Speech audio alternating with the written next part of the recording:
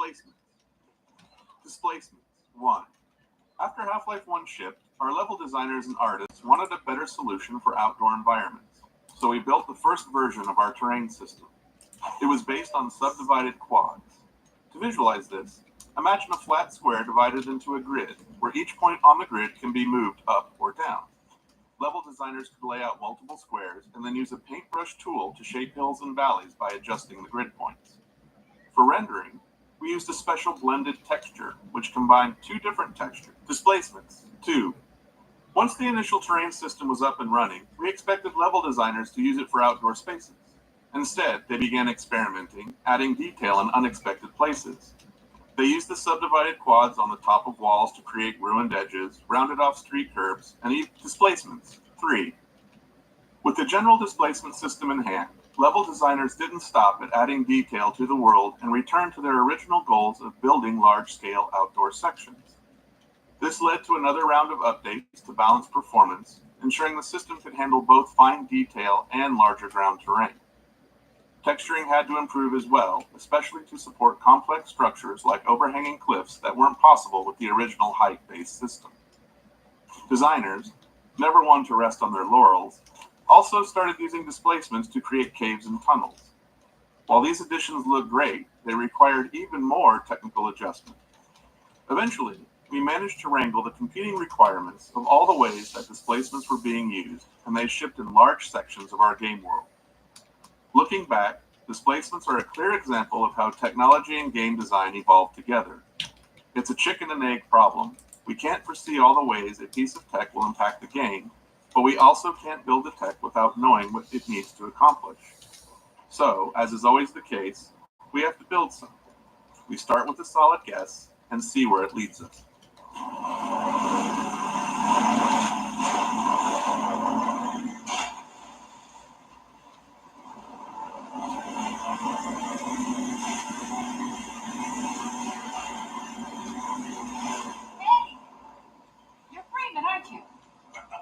I wouldn't believe it if I couldn't see with my own eyes. Dr. Gordon Freeman himself. Yes, I am Morgan Freeman. Everybody gets my name wrong. The Penguins. The Penguins. You better hurry. We gotta tear down this camp and get out of here. Greetings to the football.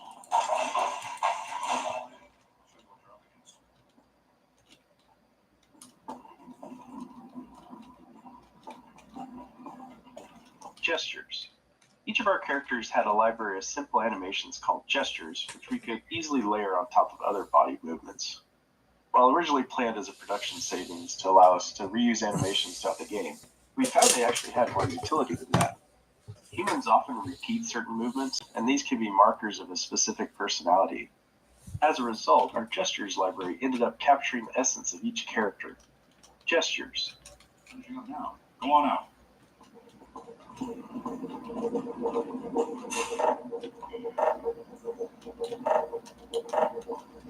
There we are. That gun came off one of the same 100 choppers that you're up against. I always like to bring a little irony to a firefight. Take that chopper down.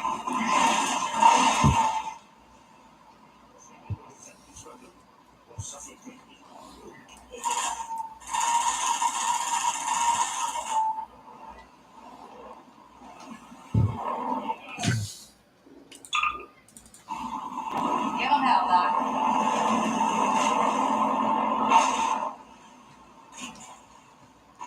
Airboat changeup.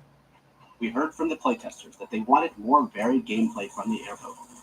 Up until this point of the game, the player had no real way to fight back against the helicopter and other enemies, so it felt right to introduce a new weapon, and in turn, deliver a pacing change and set the stage for what would come next.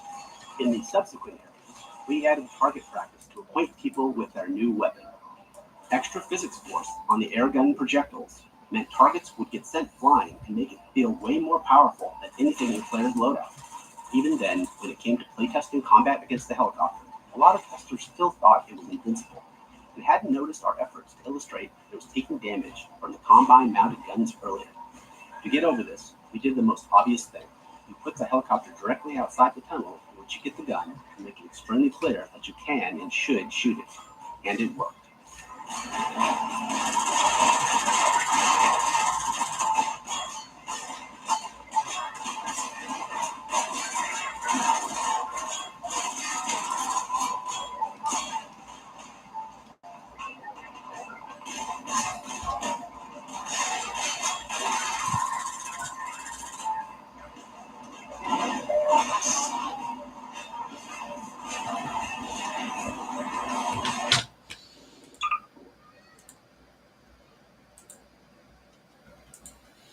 It's just a little too. It's still too loud for me. Audio. Maybe my Windows sound is just set too high. There we go. That's a bit better.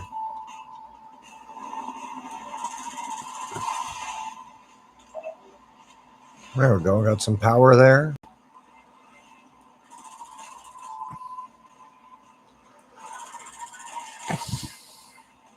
Don't forget to give me a like and subscribe if you can, if you like my content.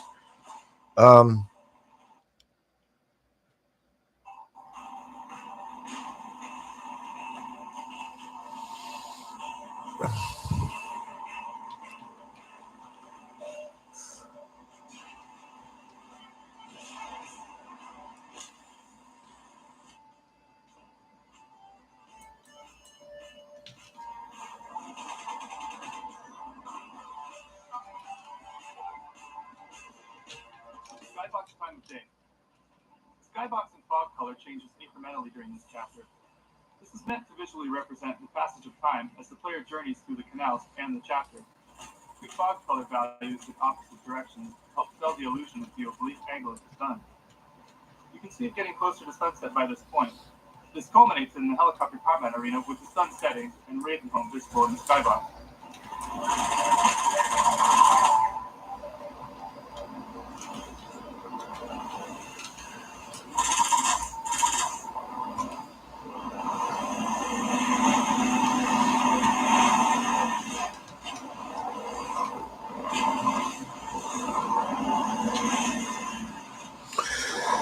My problem with the boat, there's no boost.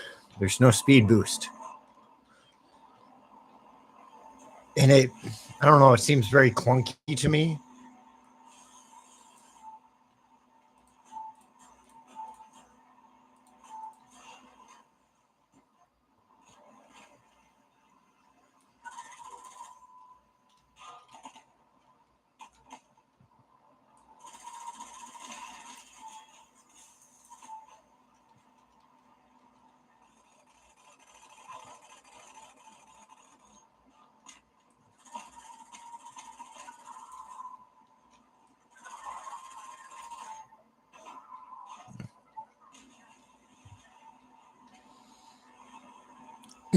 I was going to try and beat all of Half-Life 2 start to finish.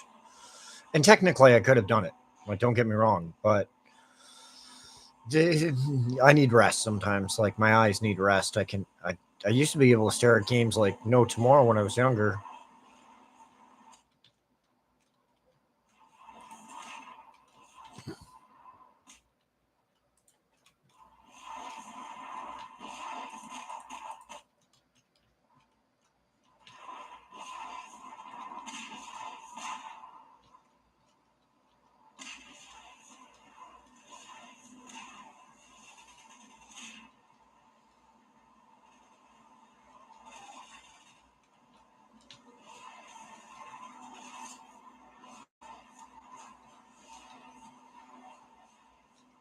I think that was that point that we just passed was one of the most difficult parts of the game that when I first started playing Half-Life 2.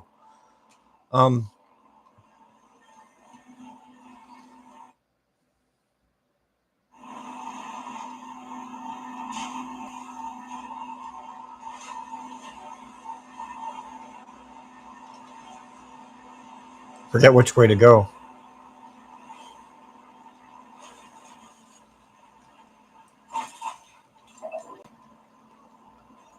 A little more energy.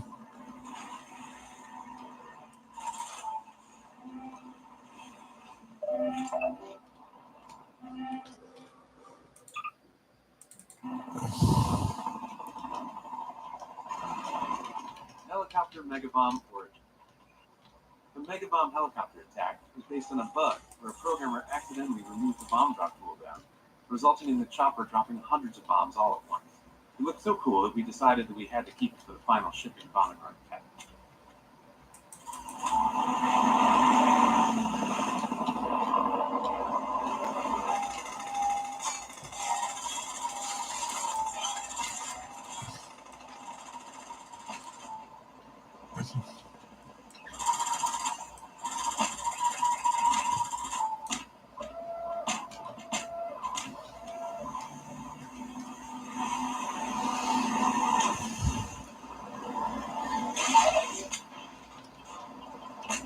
Holy crap, bombs everywhere.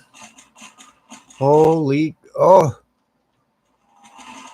Well, is there another chopper or is it the same chopper? It's a new chopper? No, it's the same chopper.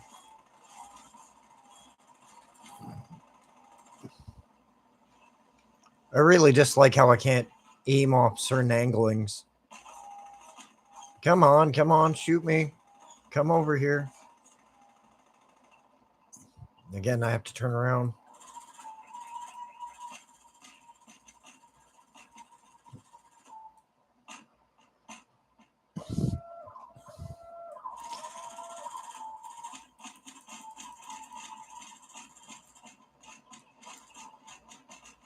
Whoa.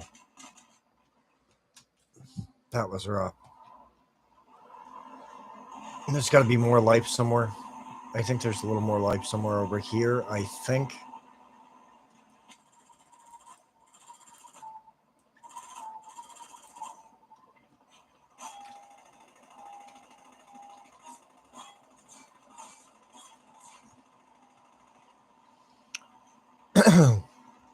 Yeah, there's some more life I didn't pick up over here. Oh, more energy. I thought it was more life.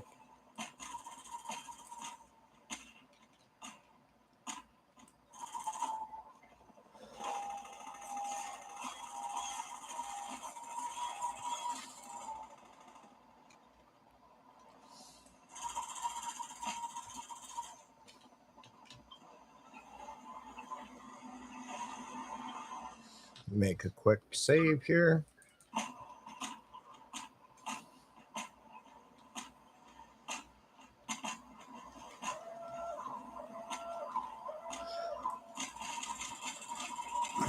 Ah!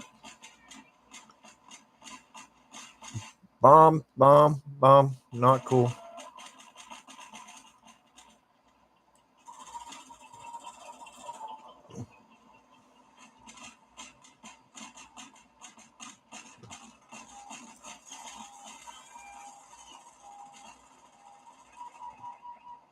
One plane down.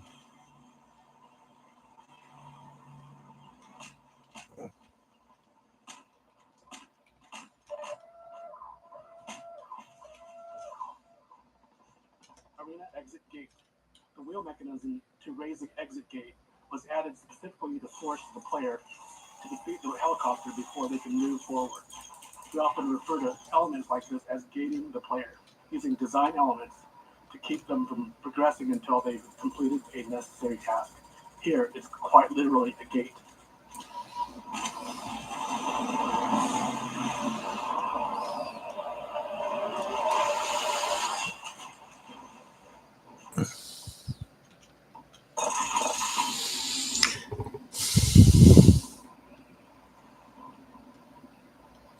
I'm shocked I survived that. I got only 12 life. Oh, I survived.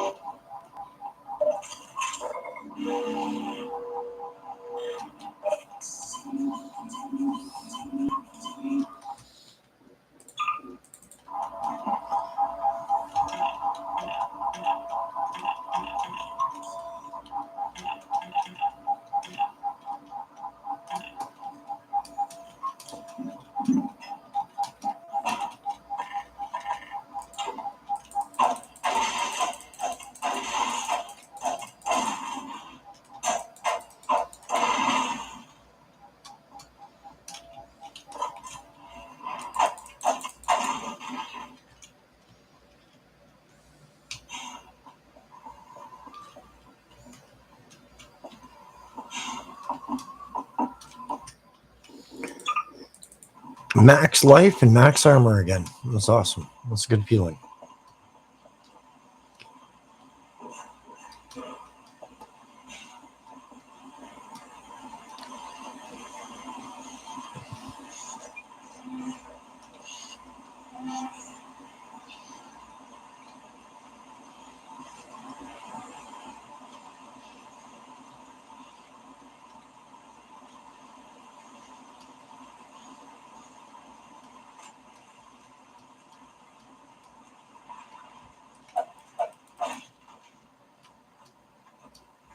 Oh, I went all the way around. I fell off the wrong side. Oh well. Just a little walk around, no big deal.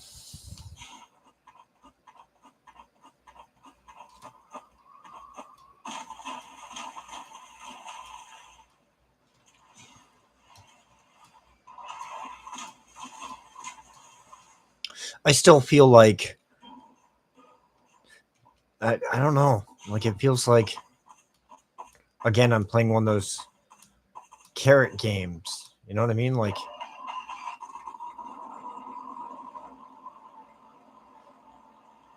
follow the carrot. That's all this game is. Follow the carrot. Go here, do this task, open a door, follow the carrot some more.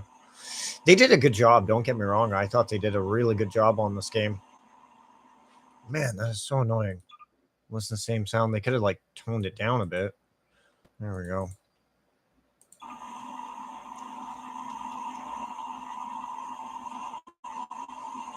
Bam.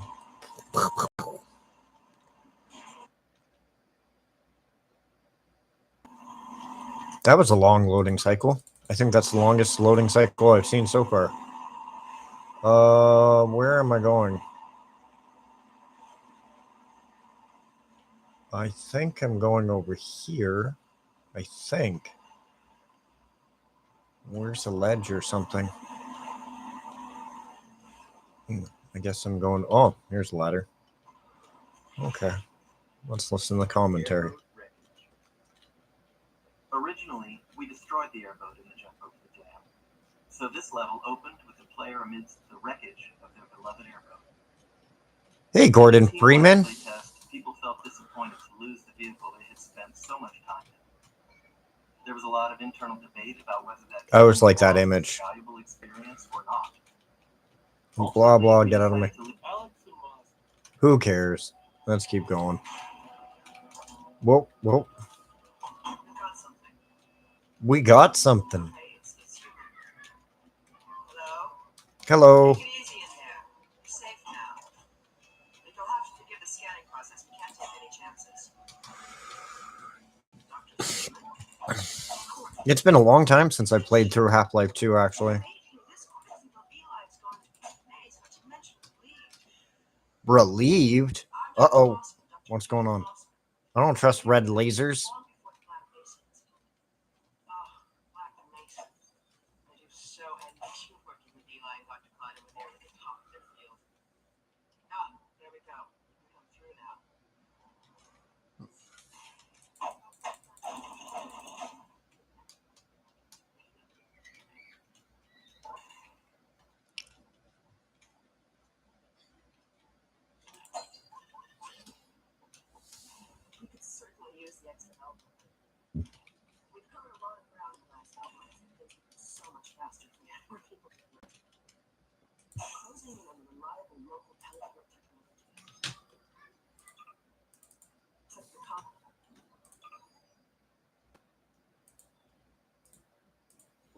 Mine still hasn't mastered. Eli thinks their portals are string-based, similar to our Calabi-Yau model. They fail to factor in the dark energy equations. They can tunnel through from their universe, but once they're here, they're dependent on local transportation. If they knew what we were doing with entanglement. Is that you, Gordon Freeman? Are you still here? Listen to me. I sound like a postdoc. I'm just so excited to think that we'll finally have the chance to work together. I want to see what happens if I try to escape the elevator doors. Oh, it didn't work. Oh, please. Dr. Kleiner compresses Zen far beyond anything we imagined about this. We figured out how to use Zen as I'm gonna try and reload that. I'm gonna see if I can crouch through that. Yes. Dr. Kleiner compresses Zen Relay far beyond. Oh, I can't get in there. I want to talk to them, see what they say. Oh man, aliens cooking things? That was kind of weird. What are they doing? What's going on here?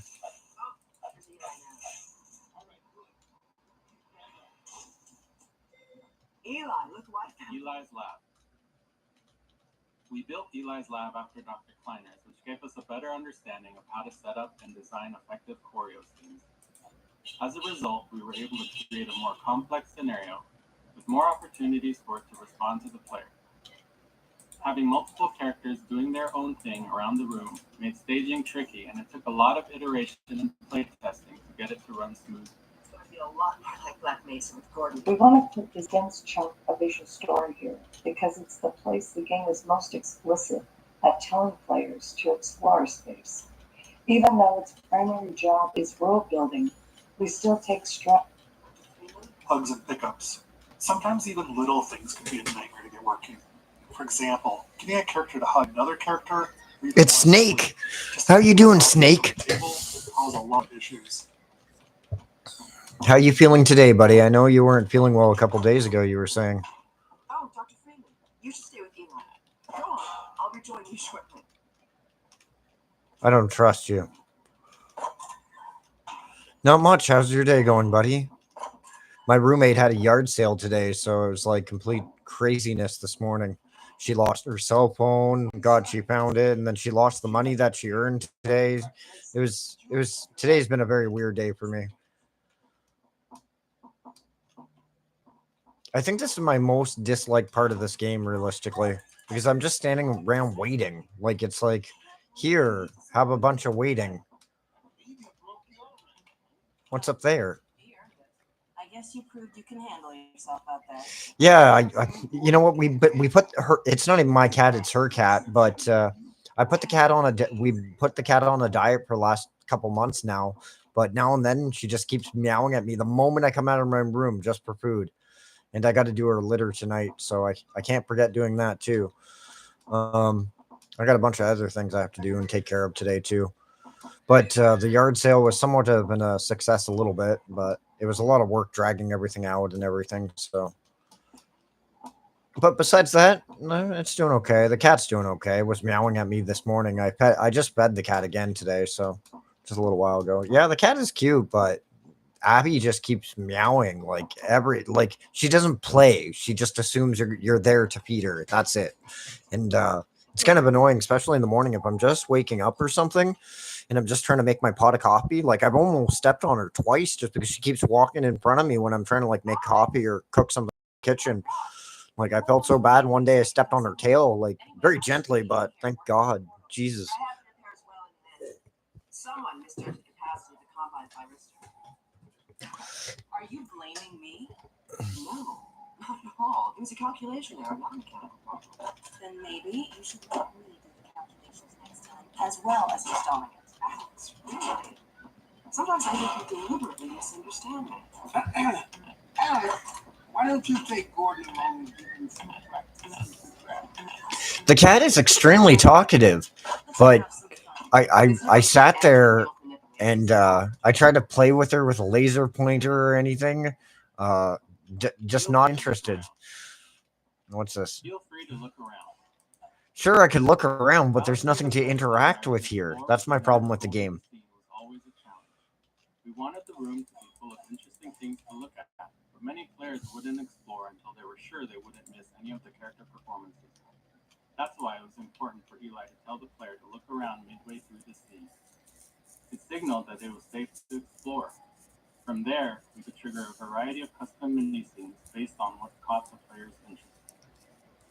Yeah, that cat's not too big. Like, Abby's not too big. My buddy's cat Rudy. If you go through my short videos, there's like a couple of them of Rudy, and Rudy's a big cat. He's like 35 pounds nearly. And I'm like, but Rudy's getting really old now and he's sick or something. That's what they were saying. And I'm like, you got your cat nearly 35 pounds and you didn't think your cat would get sick from getting up to 35 pounds? Like, come on.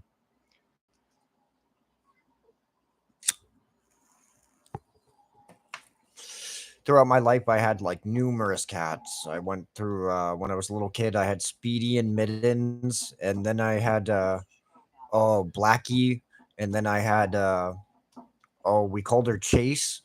And then my brother, and my little sister had two cats too. They had one was called Cow because he was black and white. Moss. Moss. Judith. That's funny. Yeah, I named when I had my Basset Hound, I named him Gabriel. When I lived in Ottawa when I was in my late 20s, this woman gave me this beautiful Basset Hound, but he was really old. And sadly, he had stomach cancer, some form of cancer, and they wanted like nearly $8,000 to do the surgery. I'm like, I couldn't afford that at the point, but I took care of him as best as I could before his last days. And one day I came home from work and he was just lying there, passed away, and just cried my eyes out right there. It's really hard for me to deal with. After that, I vowed I'd never get another dog. It was just too painful. He's 17 years old. Wow. Well, he's lived a good life then if he's 17 years old. Is he still strong? Is he still vibrant? Is he still like jumping off the wall? Yeah. Pets can be extremely expensive. Like that's why, like after my Basset Hound passed away, I vowed I'd never get a dog again because it cost me so much money just to maintain rent and feeding my dog at a point in my life. But I worked 3 jobs back then too, till I busted up my lower back. Yeah, I used to do installation of piping. I used to do drywalling. I used to do tons of work. And way back in the day, I got into a lot of other things too. And then when I was in my early 20s, I got into small game development too. And I didn't mind that too. I want to find a small team and put together a cool video game. Like that's the next big thing, building the next big video game.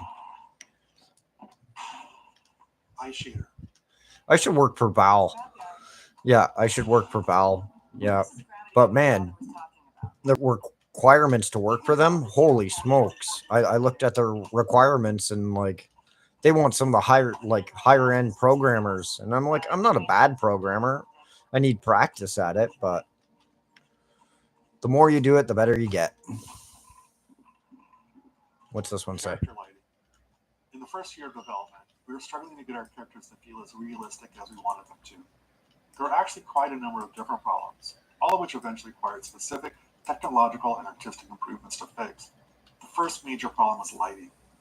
At the time, lighting technology in games had many shortcuts, some due to performance, but many due to misunderstandings of how it all works. To make characters look good at the time, models and textures had to be created with much of their lighting solution baked into them, like shadows and glossiness. The characters looked cool, but they also looked like video game characters. We started building Alex with this approach, because that was how you're supposed to do it. We used the baked solutions and lit her like a movie actor, essentially as if she had a custom lighting rig that followed her around and ensured she always looked good. Yeah, like I'm extremely skilled with certain editors. Like I know the Hammer editor inside out, like no tomorrow. I'm gonna stop this guy from talking. I know the Hammer editor inside out pretty well. Like I should actually get. I think I have the PDF still of Hammer for Dummies, how to use the Hammer editor, and I actually have a couple demo mods that I was working on back in the day. And I wish I didn't lose some of my Counter-Strike maps. I know I might have copies of them on hard drives and stuff, but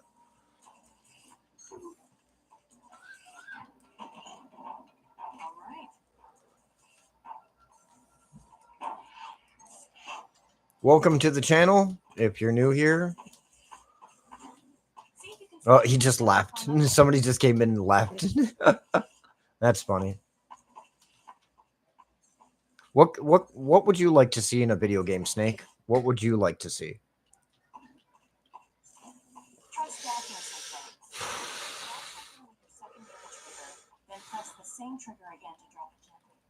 Word. F4 Natty. I don't know how you'd pronounce that. Come on. Come on, Gordon. Build a stack and get up here. I have to build something. I have to actually put work into something. I don't want to do anything. All right. What does this? Moving the gravity gun.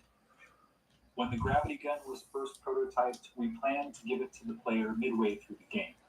But as playtesting progressed, we saw the strength of its design and realized the gravity gun, and more importantly, the ability to launch saw blades at zombie faces, needed to come earlier.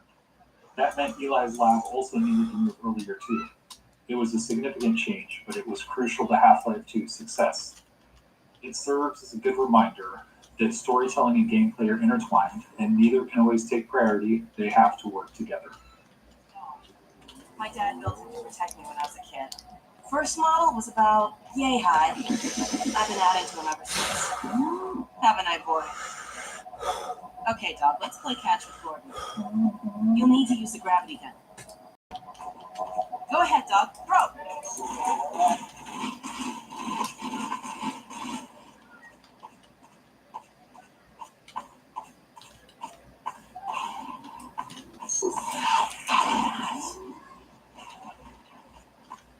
That's pretty cool.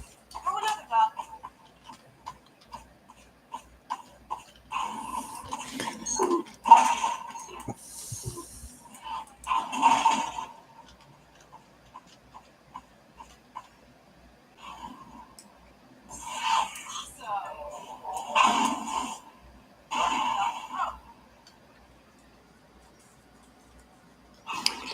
I don't mind this part of the game, but at the same time, I don't know, it just seems like a big waste of time because I guess it's just showing off the gravity gun and what you can do with it, which I was kind of impressed when I seen the gravity gun for the first time.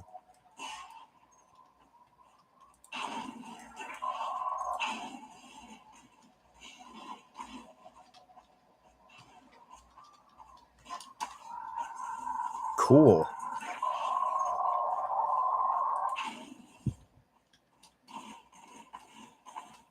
This is Risk. Looking back on Half-Life 2 now, 20 years later, it's sobering to reflect on how terrifying it was throughout much of the development. Game development is hard. You never really get what you'd like to have, which is be able to validate risk before you start to pile more on top of it. For example, our facial animation technology, it took probably 3 or 4 years of work before we were confident it was actually going to work. But we couldn't wait until then. In that first year, we immediately started making all kinds of other choices in our game design, our asset production, and our other technologies, all based on the assumption that our facial animation technology wasn't going to work in the end, from a quality and performance standpoint. If it hadn't, many of those other choices wouldn't have worked either. That the same risk profile is true of other large choices we made early on. We can't wait. We just have to build, hope that our guesses will be true years from now. Terrifying. Dog, throw something bigger.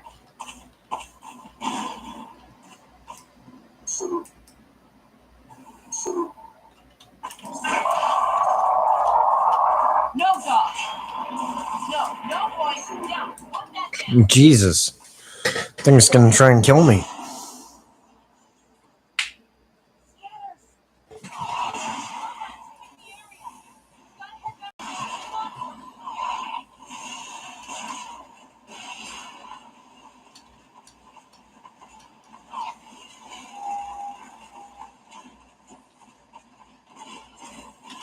Facial technology. We wanted players to care about our characters. We even had a chance at achieving that. We knew we had to invest a lot of technology for our characters' faces. It's well understood that humans are wired to pay attention to faces, subconsciously reading all kinds of information from them. So it's an extremely high bar.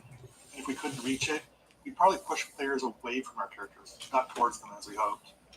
We started out doing a lot of research. It was not heartening.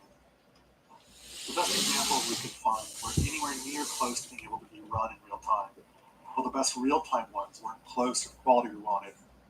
We wanted to look as good as an animated movie, but they often took hours to render frames and were totally linear, authored by up to 100 animators, whereas ours had to be dynamic. A character might be trying to speak dialogue, or a facial move derived from a player's actions, and created by just a handful of artists. These requirements eventually led us to Dr. Paul Ekman's facial acting coding system, a system for taxonomizing human facial movements done back in the 1970s. It gave us a vocabulary for describing facial movements throughout our tools and code, and a target to aim for when designing our characters' faces. Within the frame, I definitely like how they improved the flashlight. we built faces and heads of our characters. Where others had tried taking bits of Ekman's work, we wanted to try to use it all. That meant a lot of time spent figuring out how to do each piece within the tight performance constraints we had. But we also spent a lot of time just looking at people and basics, trying to find the extra features that would add the most value, like skin elasticity, teeth shadowing. In the end, while we weren't able to do everything we wanted, we did manage to get the pieces we thought were the most important to a convincing facial performance level on our characters.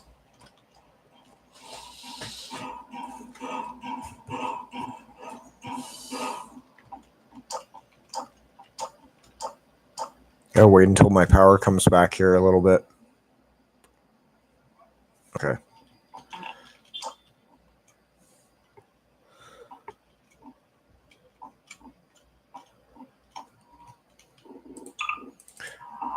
As we finished up our work on Ravenholm, we couldn't shake the feeling that the transition from Eli's lab just wasn't working. It was far too abrupt. Eli's lab connected directly to the streets of the town where you'll be shortly. And the section you're standing in. We had just made this promise at the end of Eli's lab. We don't go there anymore. And we liked the overall build-up we'd created. But when the player got to Ravenholm, they were immediately dropped into combat with zombies without any room for tension build. Yeah, this was the one part of the game that I really definitely enjoyed a lot, because it definitely gave the game like a horror feel at this point of the game. It kind of felt Ravenholm gameplay focus. Yeah. Okay. Bringing physics to the end.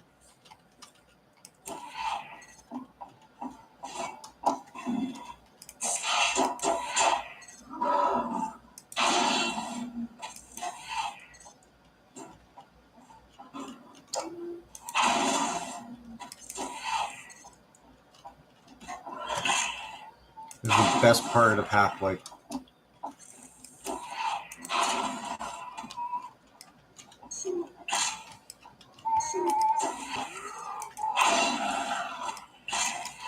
Hey. Hey, I hit ya. Ow. There we go.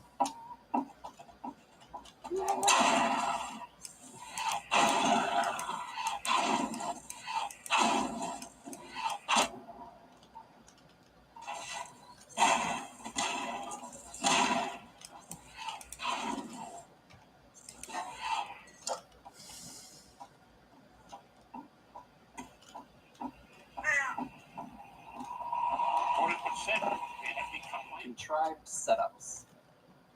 There's a pretty obvious contrivance in a bunch of the gravity gun and physics object training. The player pulls a saw blade out of the wall with the gravity gun, and right on cue, a zombie stumbles around the corner, just begging to have a saw blade launched at it. Then the player crawls under a spinning blade trap to turn it off, and suddenly 3 zombies appear, taunting the player to switch the trap back on. We didn't have much time to iterate on this section, so we needed setups that Paint cans. Once we started to succeed at making the gravity gun and physics gameplay the core of the Ravenholm experience, we started to go through the levels and look for objects that we might have overlooked as we were busy working with the really aggressive things like saw blades and exploding canisters. One of the things we found was the paint can, and it was simple enough for us to sort of reinforce player expectations by having the paint can splatter paint on the zombies when you threw one at them.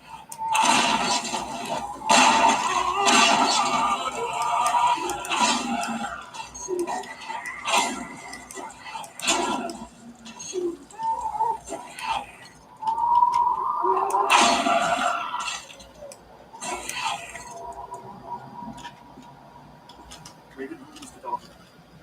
We began developing Ravenholm early in production.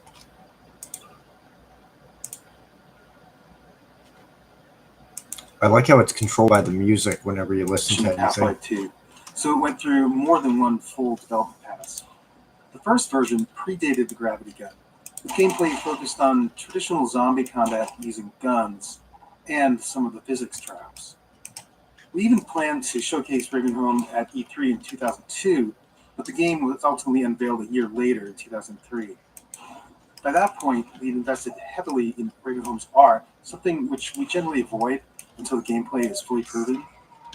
So once we went back to Ravenholm with the gravity gun mechanic in mind, we were working with a lot of pre-existing level geometry that had been designed with a very different gameplay goal in mind. Yeah, the shotgun is possibly the best Miss weapon. flinches. I say the second best weapon is the Magnum. I just love the look of the Magnum in general.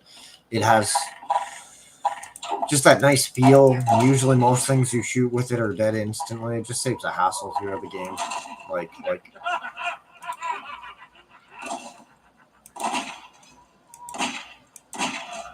go. Open Plaza. This open plaza is one of the areas. Who is this? Another life to save? I'll keep my eye on you. More than that, I cannot run. Fire trap. This fire trap was originally intended as a visual showpiece for the fire system before a level designer repurposed it as a gameplay element for Ravenholm. It was almost cut many times during development due to the performance impact on the low-end PCs because of all the overdraw involved with the transparent sprites. In the end, there was a programmer who felt that it was important enough to the gameplay that it was worth doing the work to solve the performance issues and make sure we could get it into the game. I know I have to turn off the power somehow. Oh, I gotta go in there. Uh-oh. That kind of worked in my favor a little bit.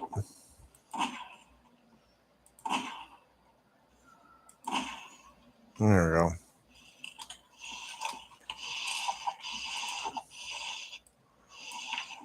Oh, man. So I have to go all the way up there somehow?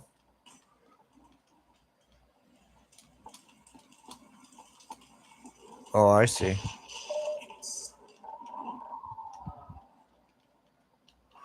Okay. That's not too bad. Hallway covers. These junk-filled hallways were a simple solution to our need to slow the player down. With the constraint of preserving as much of the existing geometry as possible, combined with slow moving zombies as the main enemy, it was tricky to stop players from just clicking through here. Luckily, having Grigori as the crazed inhabitant of Ravenholm made these setups easy to justify. It makes good sense that he clogged the stairwell to keep himself safe on the rooftops. In the end, Grigori's solution and ours were one and the same. Just throw a bunch of furniture in the way, because if it stops zombies, it'll probably slow the player down too.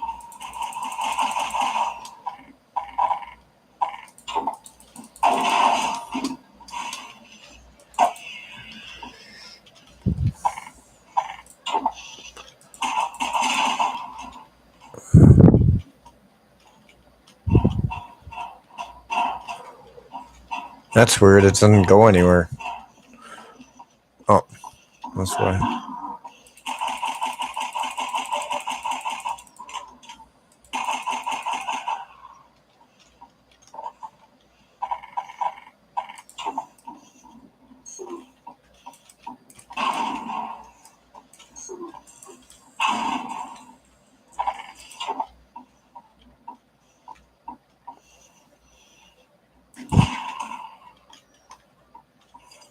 That's why I like, I don't like those things. I'm running low on Magnum bullets. Poison head crabs. This room, even with all the work we did to try and make a connection between this lever and the outside electric fence in the players' minds, some testers would still flip the lever and not know what they'd done. They'd even wander around, flip the lever back on, and wander around some more. With not much time to spend on making the connection clearer, we elected to just have the lever break off. This prevented players from undoing their progress and added to the feeling that Ravenholm was an unreliable and decaying environment. There we go.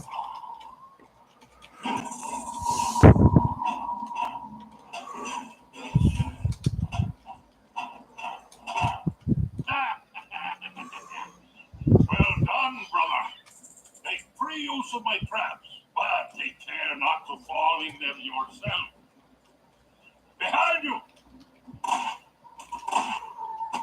Yeah. You do well to begin you. So where am I supposed to go now? Oh, I see. I'm gonna give it a quick save. We all went to Ravenholm. When fans talk to us about Half-Life 2, Ravenholm is often the most remembered section. Yeah, I agree. Thanks to its multiple development passes and the density of the material in it, more members of the team are represented in Ravenholm than anywhere else.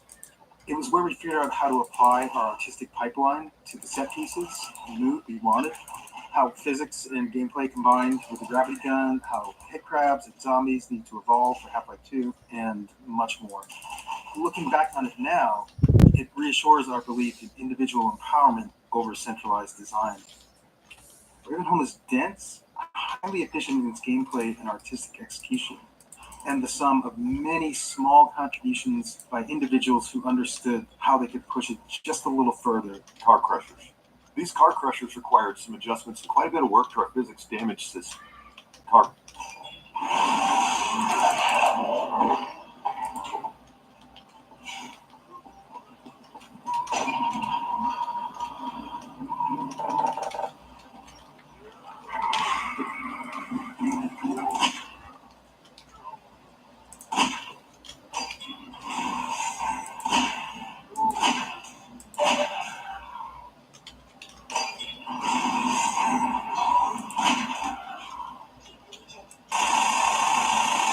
No more Magnum bullets. That sucks. Car crusher lifts. Getting the car crushers to lift the player was also tricky. See, the player is always being simulated by both the physics system and the game's movement system. Each time we update the player's state, we compare the results from both systems and decide which one is right, and then sync them up and repeat. This allows the two systems to influence each other. Like when the player stands on a seesaw, the physics lets the board give way, or when they stand on the car crusher, it lifts them up. While more complex, this dual system approach was easier to tune than trying to handle both physics and player movement in a single system. By keeping them separate, we could fine-tune the player movement system to feel good on its own, only reconciling the two when physics was affecting the player.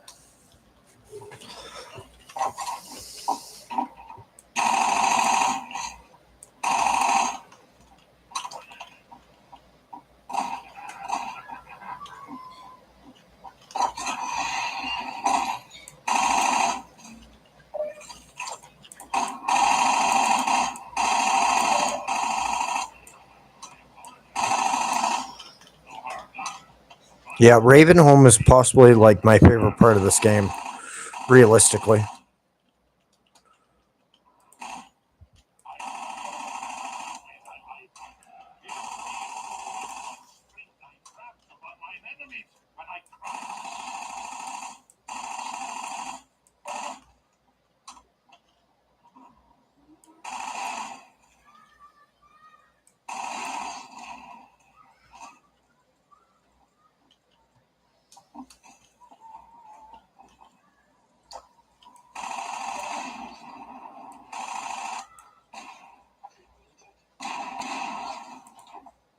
I'll save my rockets. Pacing switch. Now that the player's through the training section, we can start shifting the pacing from moody, claustrophobic spaces to more combat-focused action arenas. With the player familiar with the various physics tools in the environment, we can start mixing those into open spaces and just give the player the freedom to choose their approach.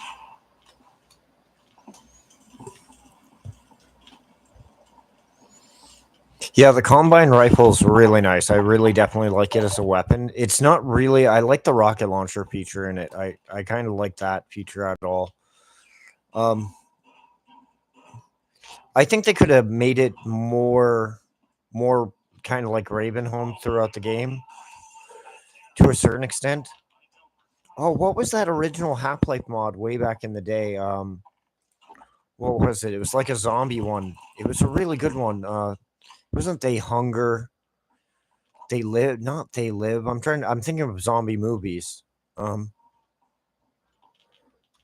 it's on the tip of my tongue. I'll look it up. I know it was a Half-Life mod that did really well.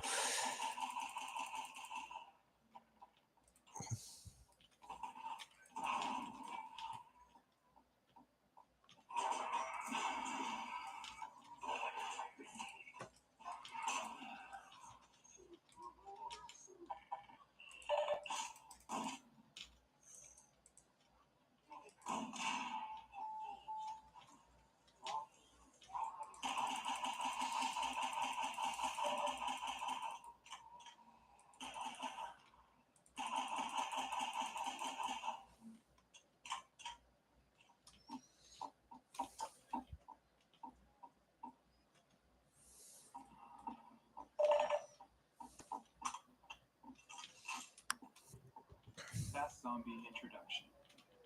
This space was another area originally built for E3 2003, where it showcased the player fighting against a squad of Combine soldiers. When we returned to use it to introduce the Fast Zombie, we tried to keep as much of the previous work as possible. We wanted an iconic moonlit shot with zombies sleeping past the moon like werewolves to draw the players up. That's kind of weird. The light is in just a weird positioning. Yeah, that light is definitely in a weird positioning. Like, look at that. That's where I came, I think. Is this the way I came in? Yeah, this is the way I came in. Got turned around. It's too dark in this part, I find. Fast Zombie Introduction. This space was another area originally built for E3 2003, where it showcased the player fighting against a squad of Combine soldiers. When we returned to use it to introduce the Fast Zombie,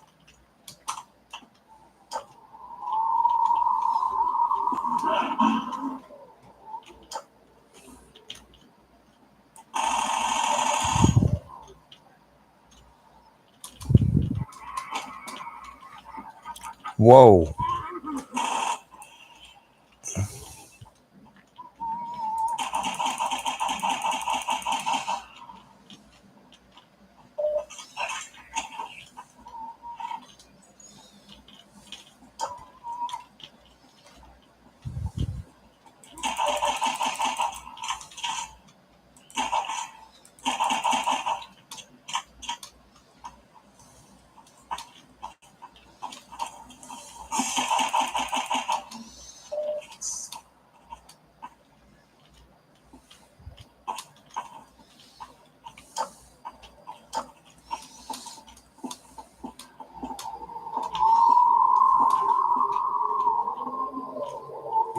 Physics object consistency.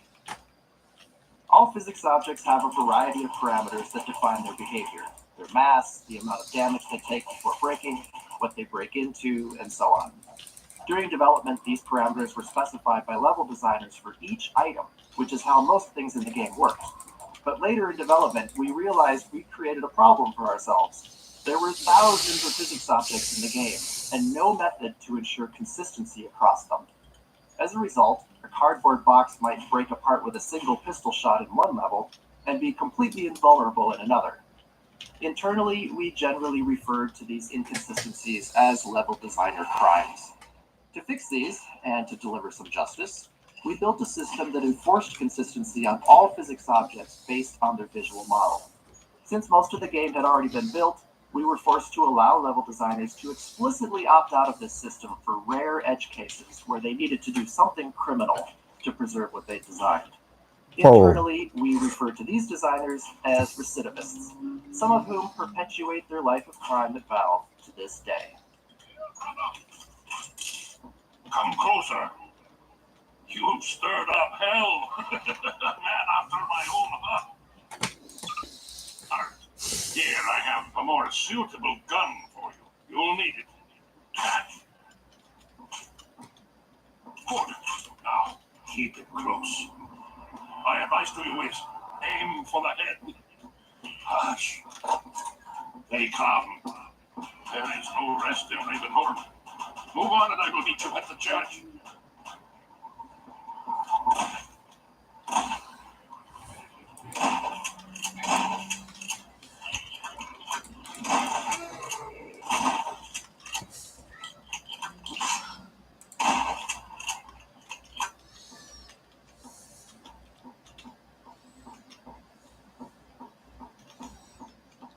Where am I supposed to go now? Oh, right in here. And I climb up here. Ugh.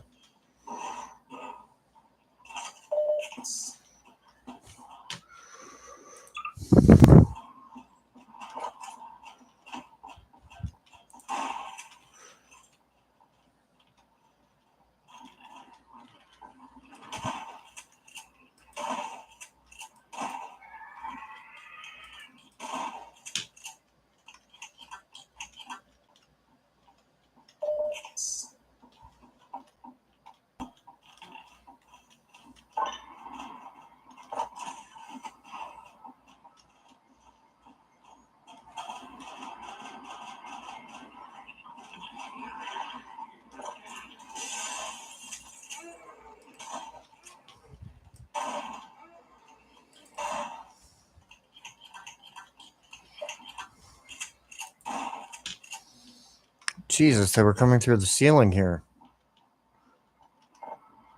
Man, this is the world's slowest elevator. Okay. Poison zombie introduction. Constraining the player in a tight space while providing them with a view outward is a useful way to increase the chances that they'll notice something we want them to see. Here, we draw the player's attention with the sound of a whale before the poison zombie itself becomes visible. Originally, this encounter was also the first time players faced poison headcrabs, but as mentioned in an earlier note, we got far too enthusiastic in proliferating poison headcrabs around the level and ended up spoiling their joint introduction here. In the end, however, these first encounters worked better as separate instances anyway.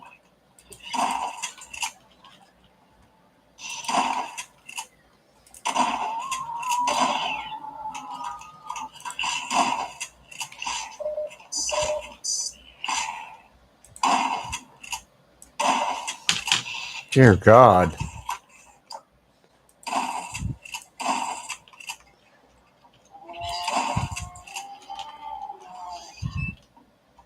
Now which way I'm supposed to go? This way? No, that's the way I came. Oh, up through here, over here. Okay, we're on our way. I hope I'm out of Ravenholm soon because this place is kind of terrifying. I definitely like this part of the game just because, like, it has such a great vibe to it. Like, it's so terrifying. It really does have that kind of eeriness, like something might pop out and get you. Like,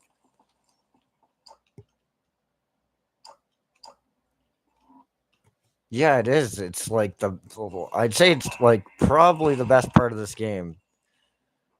Gamma correction.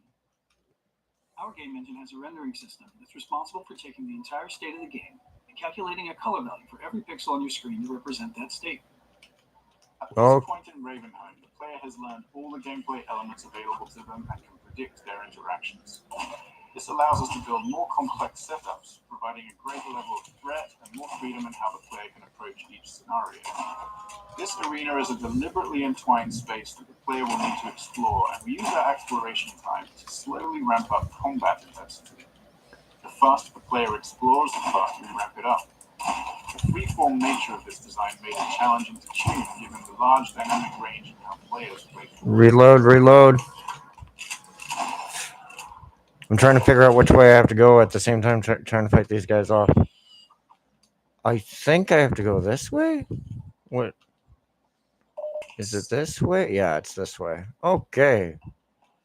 Now I have to go do something silly, I think, over here. But I have to get up there, I think. It's been a little while. I'm a little rusty at this, so.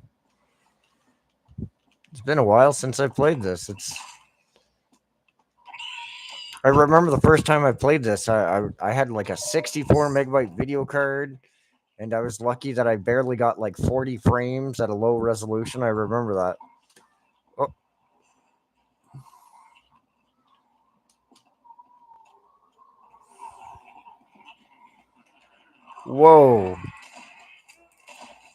Whoa, that guy was out of his mind.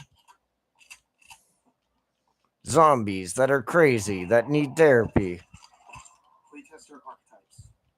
Iteration and regular playtest were the lifeblood of Half-Life 2's production. Every week, we'd quietly watch over the shoulder of a player going through the section we were working on, taking notes on what worked and what didn't. It was important for us to test with a wide range of skill levels, to be sure that we weren't making decisions that only worked for some. Over time, we learned to choose specific types of playtesters based on the development stage we were at. Early on, we used experienced gamers, usually teammates, who could handle rough, unfinished areas and were good at explaining their thought process. For combat testing, we find players of all skill levels, especially those creative in their usage with the tools. Finally, as sections became more polished, we focused on beginners, people who didn't play games much or weren't familiar with first-person shooters. Even if they weren't necessarily someone who might buy the game, we often learned something valuable from watching them. Yeah, most definitely. You can learn a lot from test banging a game. Whoa! Oh man, good thing I saved. We'll make another save just in case. You never know. You never know. I've had in a couple of games I've saved a game, and like Skyrim's really bad for that. You save a game and you might lose it like completely. There's a couple of games like that. I found Duke Nukem Forever had some flaws in their saves too. Yeah, you can go down there. Where am I supposed to go now? Oh, I see what I was supposed to do over there. Okay, you can kill me. I'm not worried. Okay. There you go. Take that. So I'm assuming jumped. I just jumped on his head. That was funny. Oh, I missed. Okay. I'm going through. That's what I forgot to hit. I forgot to hit the switch there. But that's fine. Uh-oh. Got to get away from that guy. Run, run, run, run. Uh-oh. There we go. Yeah, I'd have to say Ravenholm is my favorite bit to this game. It's got some good problem solving parts into it. Oh, did I just do that? Oh no. You know what? Where's the switch for this?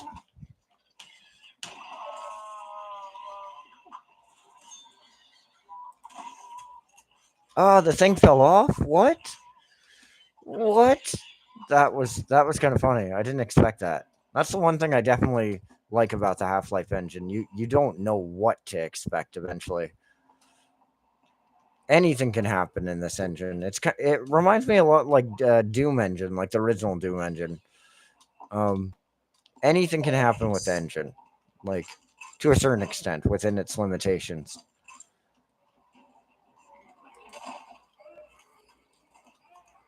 Nah, get away from me.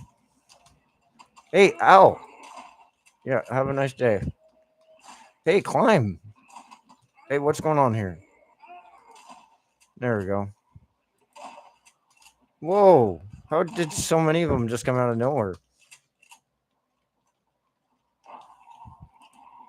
Uh-oh. I'm going to back up a bit. Yeah? Yeah, I'll go soon. Is it already 8?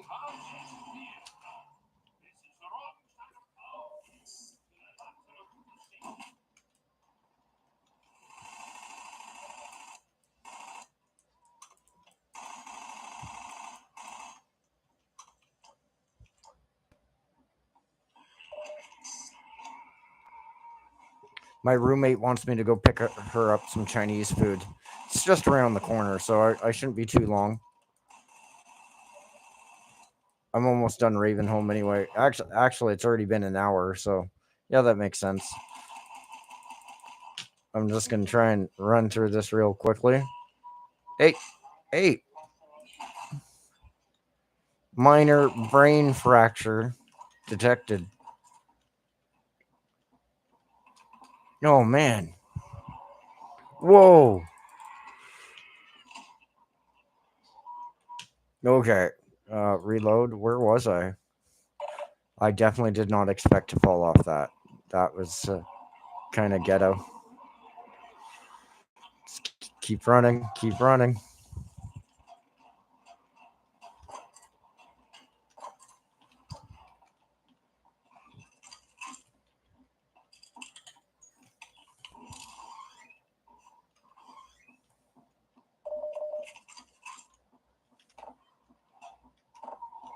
Final arena. When we finished the first pass over Ravenholm, this rooftop was intended to be the culminating fight. Like other spaces in Raven. Yeah, I'll be right back. I'll get my roommate's Chinese food, and I shouldn't be too long.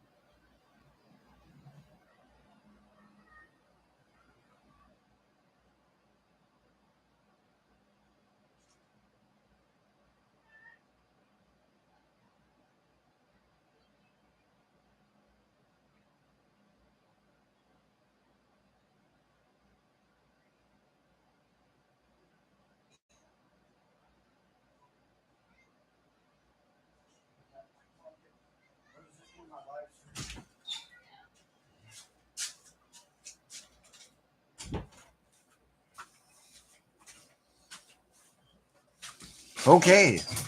She's just calling the restaurant now, so she just wanted a small poutine anyway. It had begun life as a space purely focused on being an interesting visual location. We felt it was important that, as the player left Ravenholm, they had a moment to look back over the town they had just survived and get a glimpse of where they were headed next. Multiple gameplay groups took a shot at building a fight here, but the tight geometry and performance constraints meant we never really created the finale we were happy with. Not unlike the Half-Life saga itself, it seemed as if Ravenholm was destined to not have a real ending.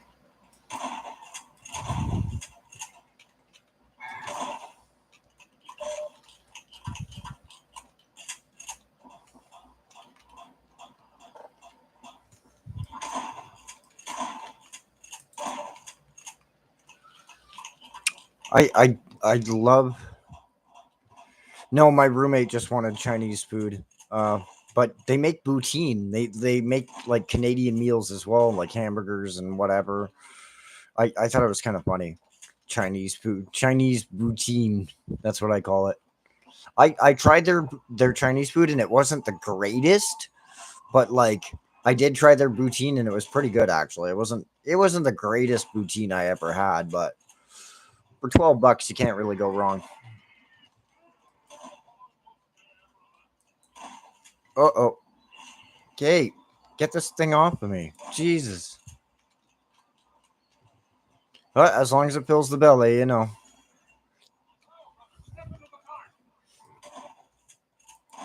Ow. There. Get in the cart. There we go.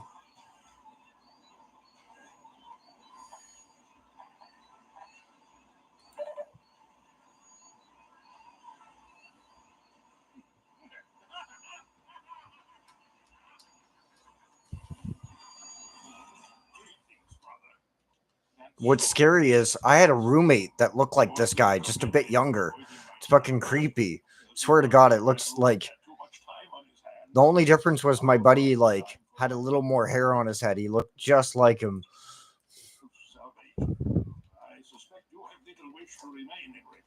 I like the shading with the flashlight, like the shadow. Like look at the shadow casting. Like for this time of the game being released, like they did an amazing job on this game. Okay, where do I go?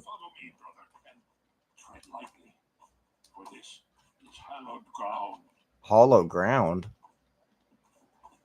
Did you ever see that movie Sleepy Hollow? I remember that movie. That was a good movie.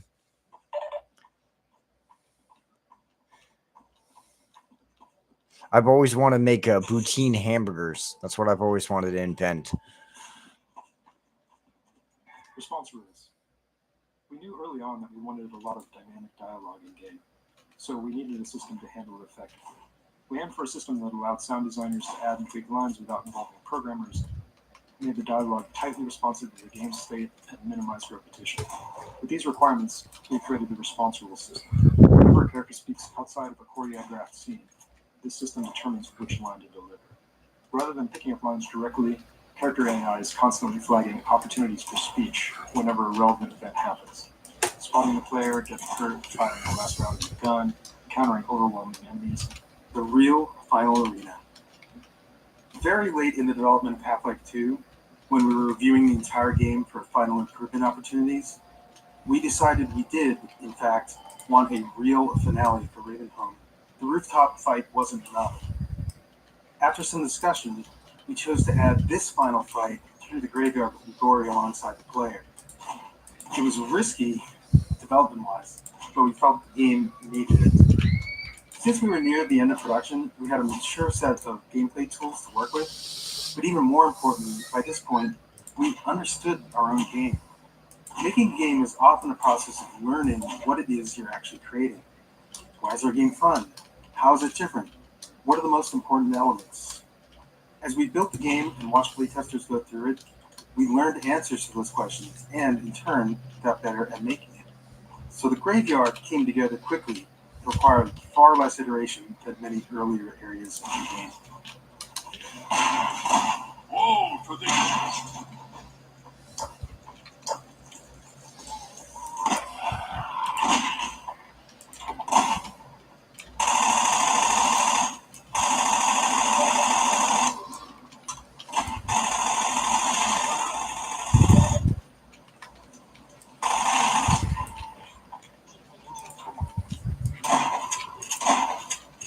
Whoa, that fire spread real quick.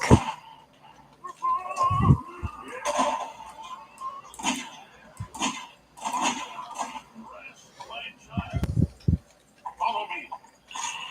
Quickly, brother. Come to the light.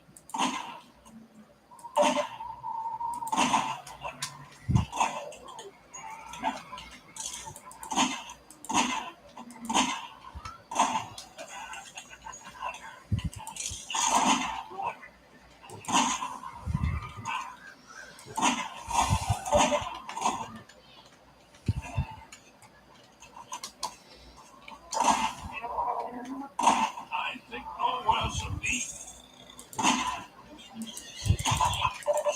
Oh, that was not cool.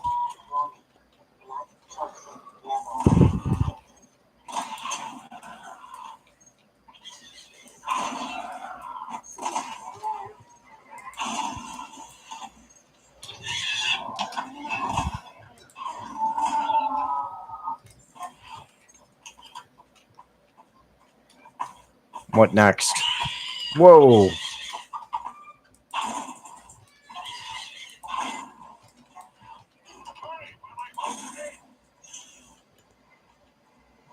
That wasn't too bad.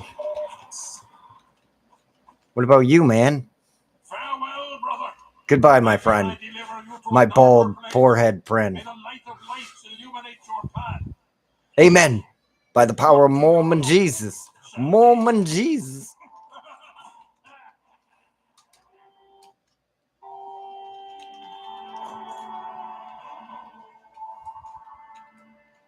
Oh God, not this part.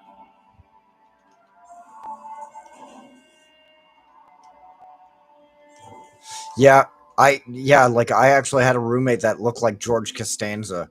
Like, it was hilarious. We used to tease him about it. I'm gonna have to end the live stream temporarily. Oh well, I'll be right back. I'll just leave the live stream running. I shouldn't be too long. Ugh.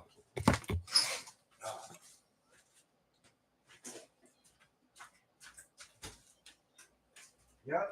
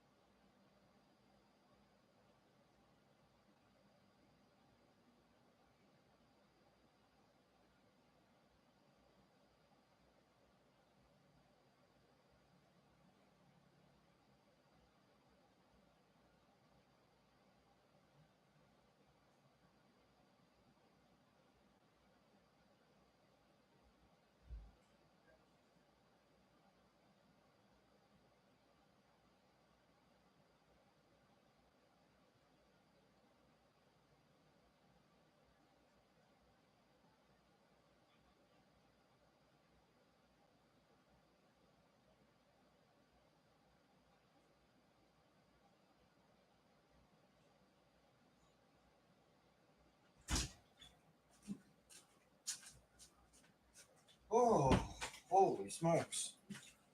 Whoa, you guys waited for me. Oh, awesome. Awesome. Okay, we're going back to the game now. Awesome. I might just have a cigarette before we'll listen to this commentary as I have a smoke. Ooh. The complex route the player takes to safely navigate this mine shaft gives them plenty of time to see what's waiting for them at the bottom. And surprise, it's head crabs. Honestly, it's often head crabs. But in this case, it's poison head crabs, which are fun by themselves, but a real riot when you add fast head crabs into the mix. These two guys make a great combination. Neither is particularly dangerous on its own, but together they're incredibly lethal. Once poisoned, a single hit from a fast head crab is enough to kill the player. And this is what biologists call symbiosis. At least that's what we think.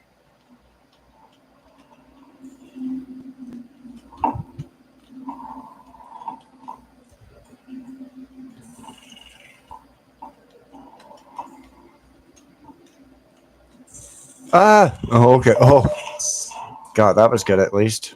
Okay, so I made it here.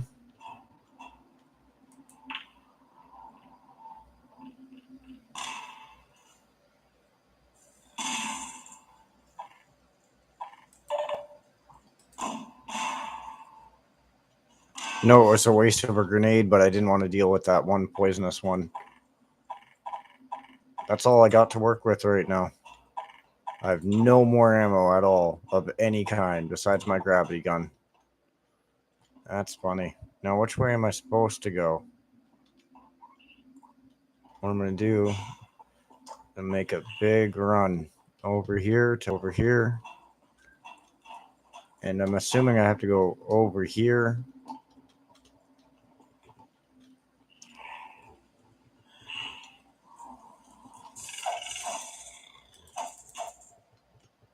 $5 or what? I'd rather have a date with Jessica. What the hell? I didn't expect that to break. I'd rather have a date with Jessica Alba or maybe Mia Christian over $5.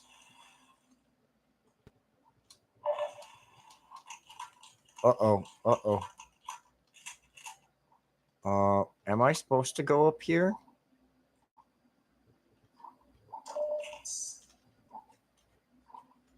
Am I supposed to go up here? I don't even know.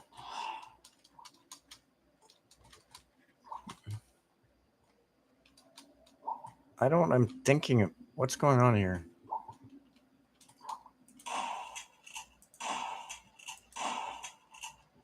Whoa. Yeah, I didn't expect that to happen. Supposed to go down here. Oh, flashlight doesn't work underwater. Does it? Oh, it does. Okay. Good to know.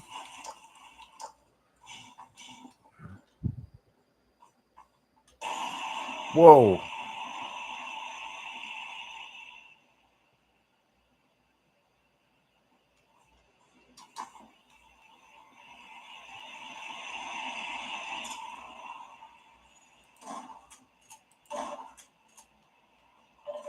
Yeah, I just got my head lopped off. That was funny. Make a quick save.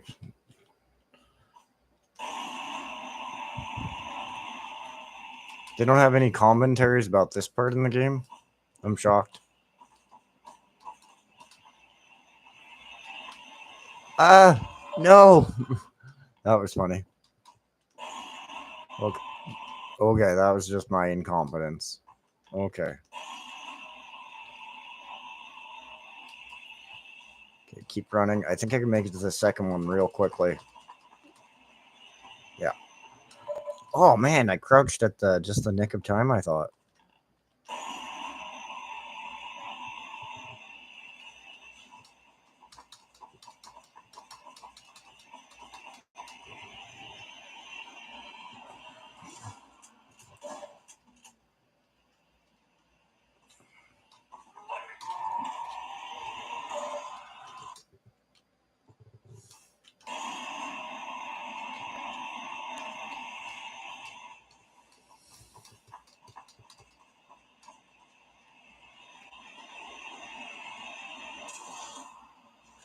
There we go. I think I can make it all the way up now. I think I can. Yeah. Save my shotgun ammo.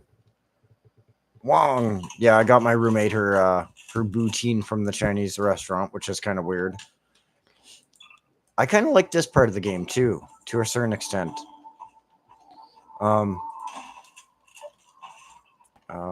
Where's my crowbar? What's in here? That's kind of cool. I heard a head crab. I thought I heard something. Anyway. Not really. This section of Game Track was added late in development, after we moved Eli's lab in Ravenholm to come before. While you might think that we build the game linearly, we actually split up into 2 different groups and worked in parallel on different sections, starting mostly in the middle of the game. Each group's first pass focused on nailing down the core of their section before they moved on. And then once we had a rough version of the whole game laid out, we went back over each section to polish it, adding successful elements from other areas and removing what wasn't working. In some cases, such as in Ravenholm, entire sections were moved. And then, after Ravenholm was relocated, we needed a new piece to connect it to the coast, which is the area you're entering now. Given the time constraints, this short section was built using existing, proven gameplay elements, like snipers and combine soldiers.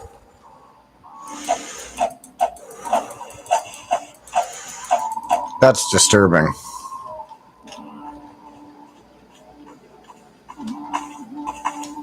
Believe it or not, those images for that dead guy were they actually took photos of dead people, actually, which I heard was the actual.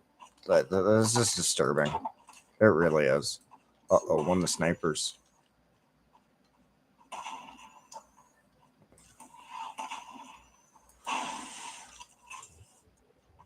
There we go. I'll save so I don't mess up the grenade throw.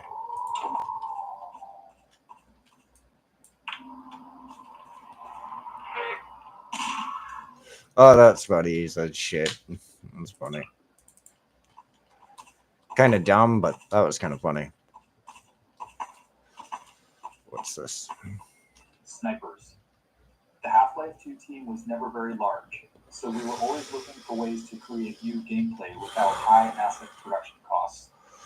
The sniper is a great example. It has no actual model, just a laser beam, so it required no art or animation support. When it dies, it simply spawns a Combine Soldier ragdoll and launches it out the window. Despite that simplicity, we got a lot of unique gameplay from it. We were especially happy with how it interacted with the physics objects in the game world. Players are used to exploiting explosive objects near enemies, so it felt fitting to have an enemy that flipped that dynamic when the player wasn't covered.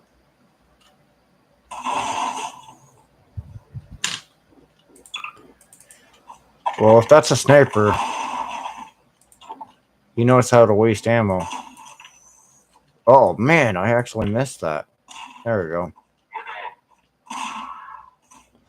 That's funny. Yeah. I'm shocked I missed that first one I shot at that one.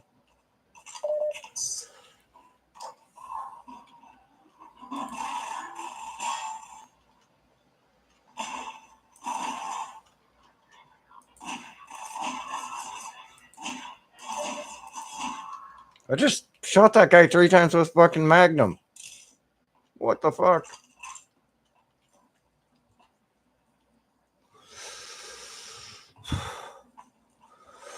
Okay. Oh, the Combine gun. I forgot about this one. I forgot about this weapon.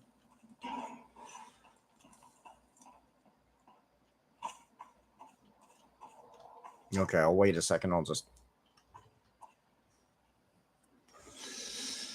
Definitely going to need both my hands for this one.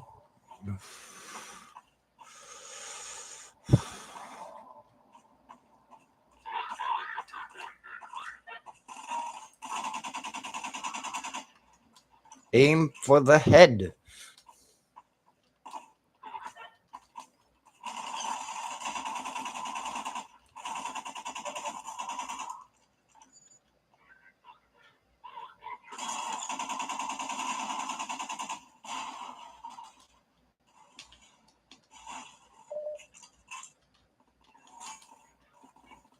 Yeah, I definitely have to give it props for Val, for Gabe Newell, for coming up with such a good idea for the physics engine. And realistically, it was the first physics engine that we ever seen that within gameplay that was done really realistically and efficiently enough where you could get away with actual physics in a video game such as this. Considering how old this game is, and it has plenty of playthrough value just in general. This is probably like the third time or second time I've gone through this whole game completely. Getting communication from Alex. I'll see if I can reach her again. Follow me. Okay, go.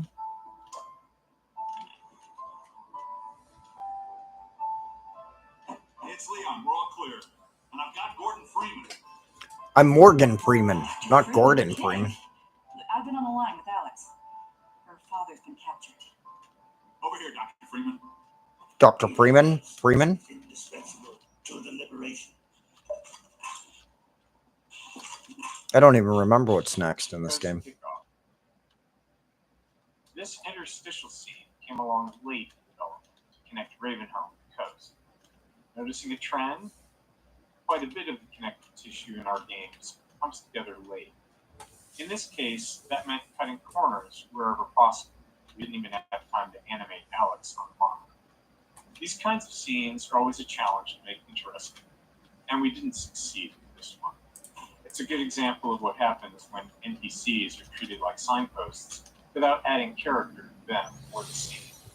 The result is a forgettable moment where the game's scenes show. But that's the nature of development. You only have so much time, and you have to decide where to spend it. Kleiner's lab and Eli's lab were much more important, so that's where we focused our efforts. Hold on a second. Norco, bring the buggy out. Put it on the dock right now. Gordon Freeman will be driving it. Will do. I just finished mounting an ammo crate on the back. Good timing. Okay, Alex, we're all set. I'm shocked we don't see the classic AK in Half-Life 2 though, because like it's iconic, you know what I mean? We don't see the P90. Of course, like Counter-Strike Source came out probably a little while after Half-Life 2. I think this is my third time going through this completely. Yeah. But I've never played, I did play through part of episode 2. I think I played part 2. I never finished the third part. I never just got around to it. It's just, oh man, I forgot about this part. Buggy model. The buggy's model went through many iterations before reaching its final version. We cycled through designs that satisfied both our artistic and physics simulation needs. Buggy introduction. We wanted something more engaging for the buggy's introduction than just having the player hop in and drive away. The crane helped with that.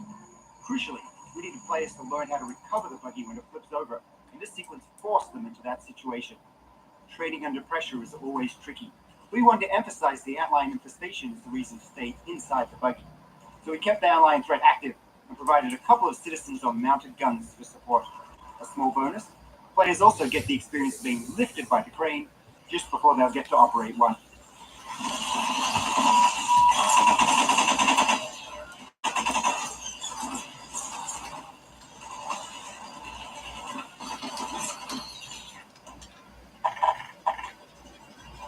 Buggy training course. This training section was designed to let the player play around with their buggy. At the time Half-Life 2 was released, this level of physical simulation in the vehicle was novel, so we wanted to give players ample opportunity to experiment with it. The player has also just left the tight confines of Ravenholm, and we liked giving him the contrast and reward of being able to move quickly through a large space, feeling safe inside a vehicle. We made sure to require a turbo jump to get out of this area, which doubled as a test to make sure they'd reached a level of comfort in their driving, and also ensured that they didn't leave their buggy behind.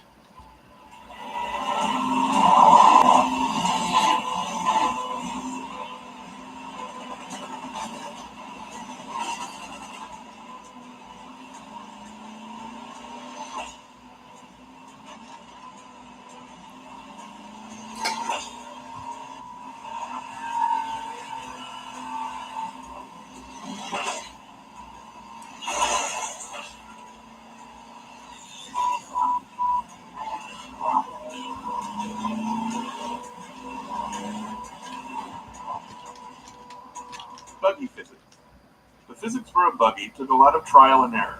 We wanted it to feel fast, even though its top speed was only about 35 miles an hour.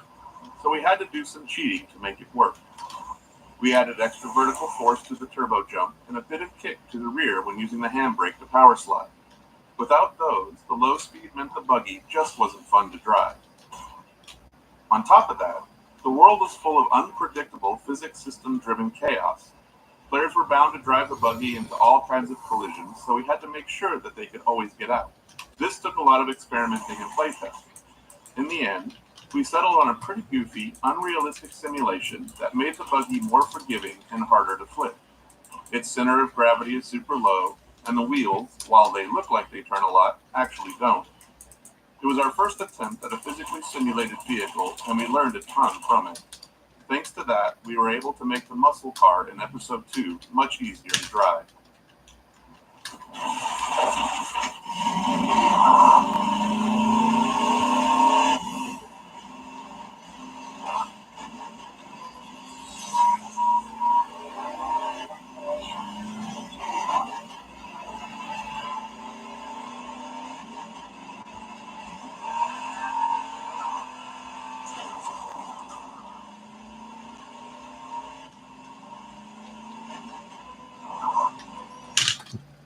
Give us a quick save.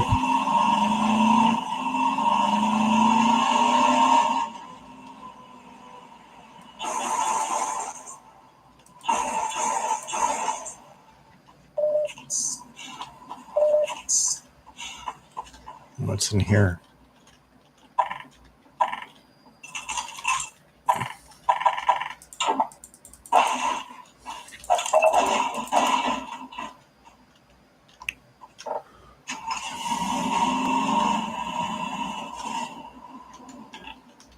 Transition tunnels. Building the coast required us to develop a way to handle level transition.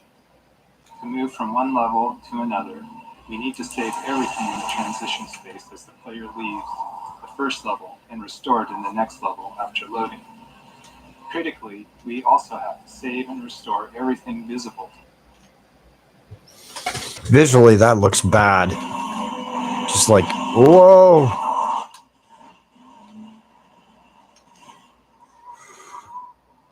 Buggy soundage.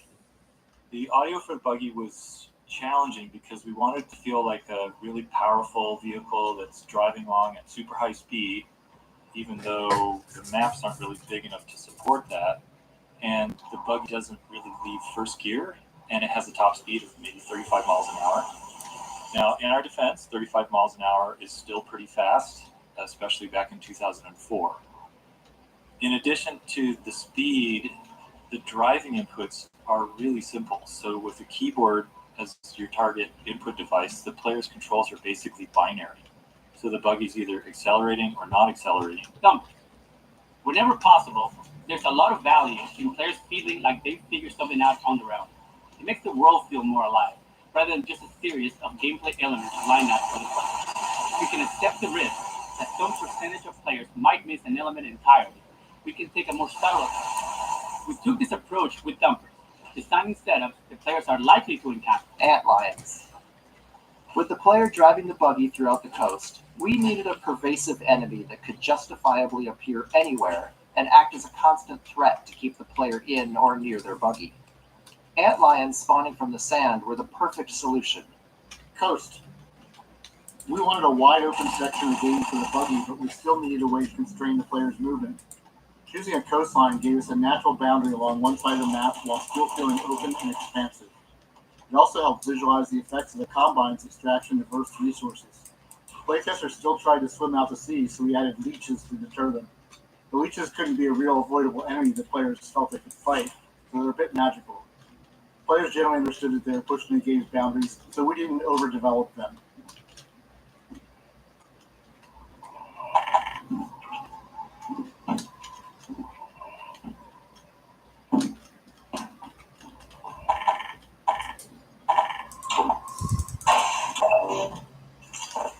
Grenade House. A lot of a Half-Life game is about giving players slightly novel combat experiences around each corner, even if they're just small tweaks on previous ones. They don't all have to be skill-based challenges. sometimes they can just be fun moments where the player gets to enjoy themselves. This grenade house is one of those moments, with the twist being that we've inverted the usual setup. Instead of letting the player drop grenades on enemies below, we've put the enemies above. The unlimited grenade box is a somewhat clumsy way to encourage players to engage with the scenario, but its invulnerability also ensures that players can still climb up the floor above, even if they've blown up everything else.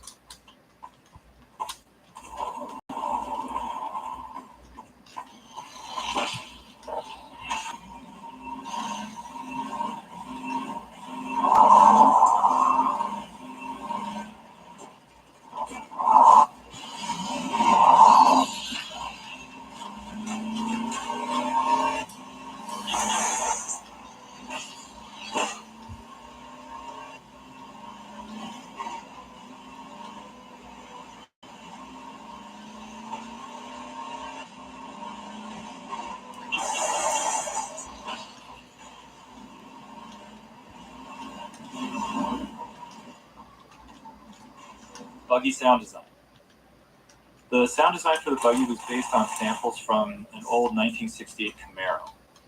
And we chose that car because they have these amazing V8 engines with just huge pistons. And there's not really another sound like it. It has this sort of gutsy, visceral sound that we were looking for. The transmission also has this really wonderful mechanical whine when it stops accelerating. And that combination felt really responsive within this basically binary input system that we had to work with. So the fake engine transmission wasn't modeled after a real-world car. Instead, it was just designed as a simple system to reward the player for holding down the Open world loop. The openness of Coast introduced a new problem for us in how we distributed item rewards. In a Half-Life game, we typically reward players for exploring. If you see the way forward but notice something off to the side, there's probably something useful if you take the time to search. When we first started playtesting our Coast maps, we tucked rewards away in the corners of the outdoor areas. However, this led to a worse experience with the Buggy. The wide open spaces. Buggy Bird.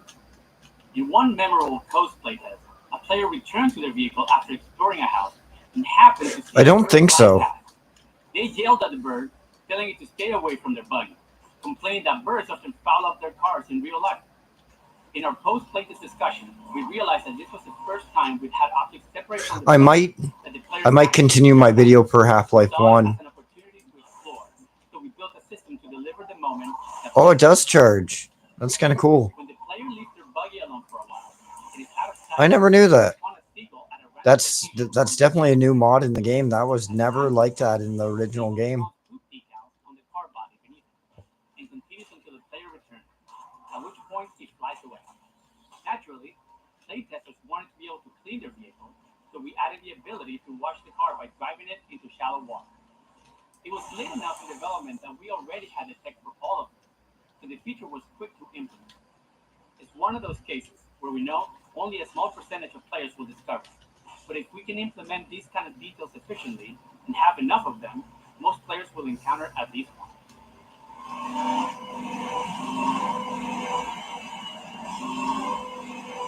Gordon Freeman.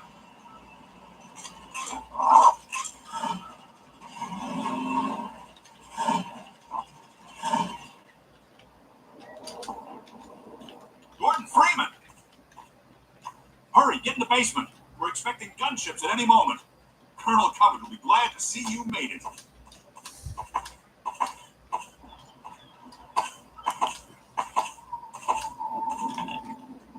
Combine gunship. The gunship was an interesting problem. We had a helicopter flight model already and didn't really have time to build something completely new. So we tuned the helicopter's flight model until it felt different enough, and then derived the gunship's organic laser-guided RPG. The laser guidance feature of the RPG was a huge headache for us because it was difficult to teach. Many playtesters would fire the RPG and then immediately duck behind cover, which meant they didn't see the rocket's flight path.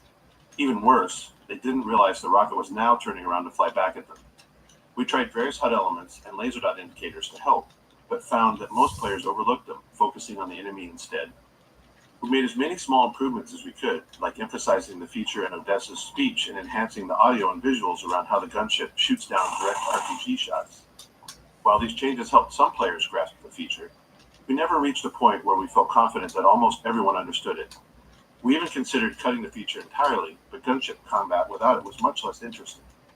The laser guidance forced the player to keep the gunship in sight while the rocket was in flight, but that also meant the gunship had line of sight back, creating a tension we loved. At your service. Odessa Cubbage. Odessa Cubbage is an example of the kind of cameo character we found working well. He's an entertaining guy with some entertaining vehicles living inside his own. Since he doesn't leave his scenario, he's free to be exaggerated enough to stand out. We started with his model, which was repurposed from a cut section of the game, and named him after the title of the spam email we received. The model was originally a Norwegian fisherman, and it didn't quite fit as an Englishman, so we slapped a mustache on him, and in that moment, Odessa's character was born. He's ultimately a charlatan, with everything about him being fake. His accent, his mustache, everything. He would never put himself in danger, making him the perfect person to hand Gordon the RPG and explain exactly how to use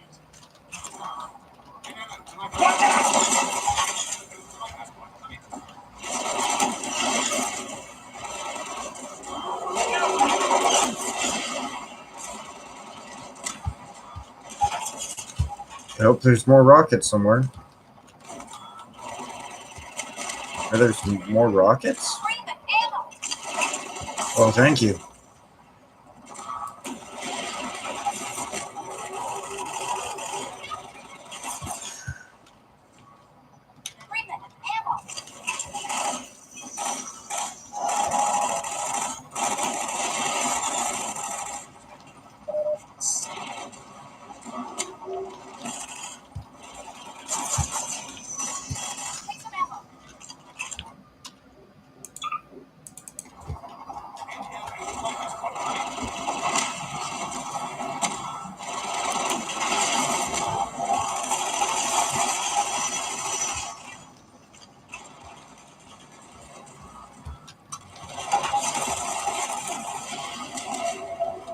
There we go. I'm shocked it shot down my ammo. Like it shot down the rockets. That was pretty cool.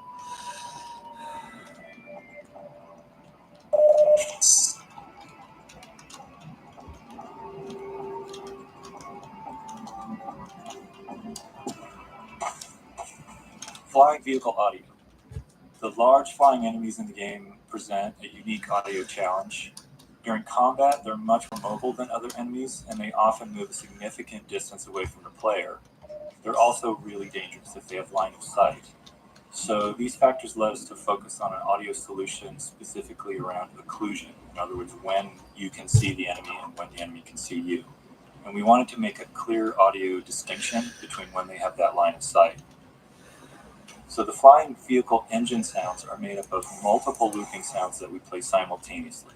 Some of those loops are processed by the DSP system based on the space you're in, while others are played directly and unprocessed. So the DSP system adds more of it.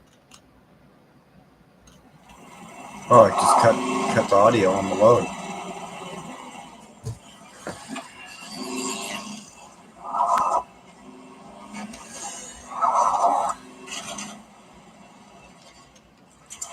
E2 Coast 04. This map was actually the first area of coast that we built before the crane and other elements existed. The drained seabed and rusted ships were some of the earliest pieces of art direction we developed. Years later, we showcased the map in our 2003 E3 demonstration, though much of the gameplay was still being figured out at the time. As a result, when we began building out the entire coast section, that demonstration became a useful vision for us to work toward.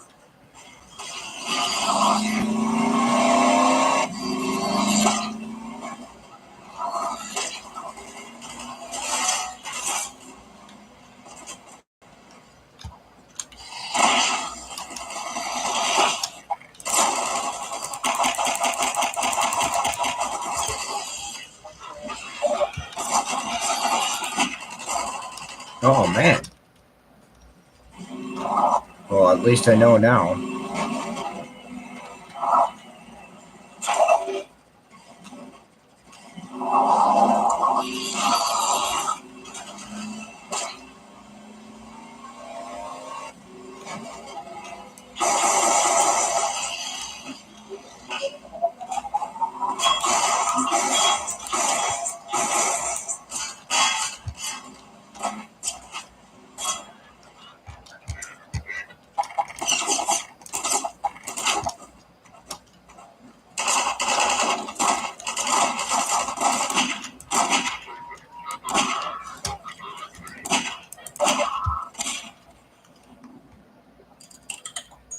wanted the buggy to be more than just a means of travel, so we decided to attach a gun to it. We chose the Tau Cannon, a Half-Life 1 weapon we liked but hadn't found a place for it in Half-Life 2. The Tau Cannon can shoot through walls, which makes it tricky for level design, so we limited it to the coast section. Once you introduce wall-penetrating weapons, level design becomes much tougher. For more, we mounted an ammunition crate on the back of the buggy, giving the player unlimited SMG ammo throughout coast. This is especially helpful for playtesters who struggled with the infinite outlines spawning from the sand.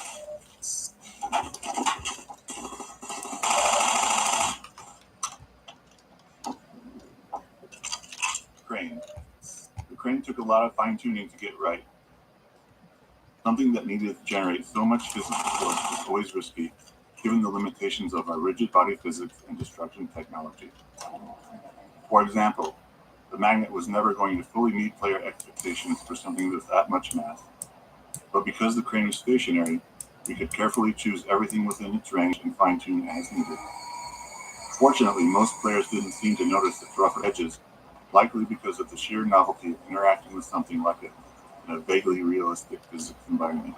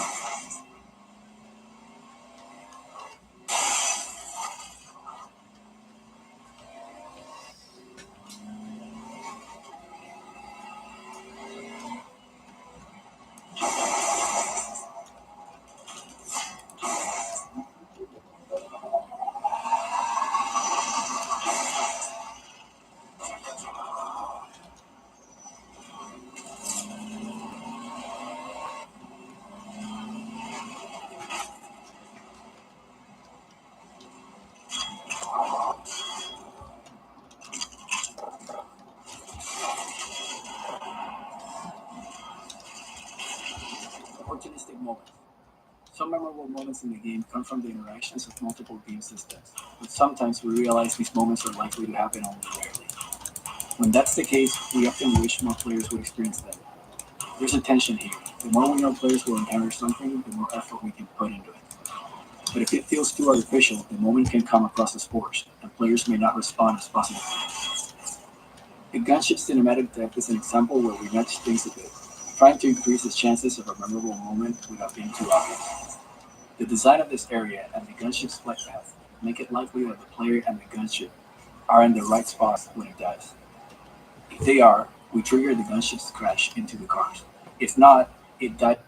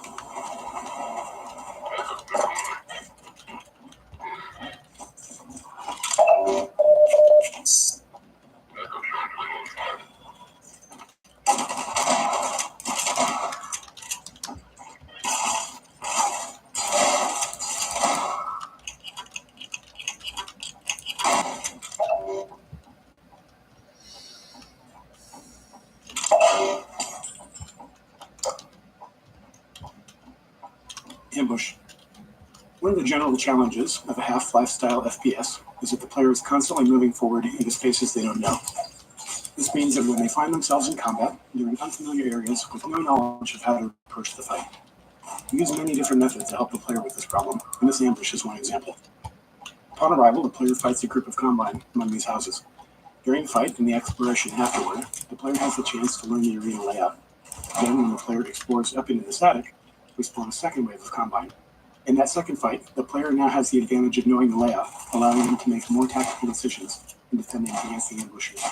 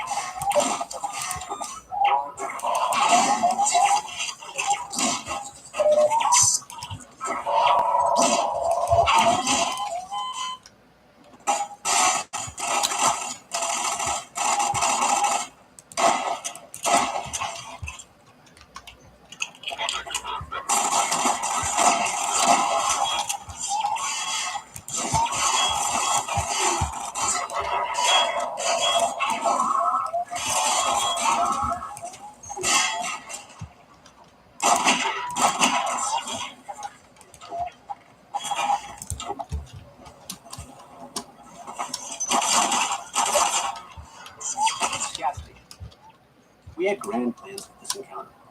We envisioned building a gas station that the player would head around, likely igniting the gas tanks and setting fire to everything.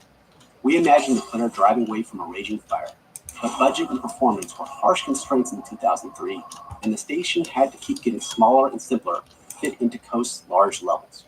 Our plans for a dynamic fire system didn't materialize, and building it no longer made sense. There's always a limit to how much work we can justify for a single encounter. In the end, the only remnants of our original vision are the explosive gas tanks.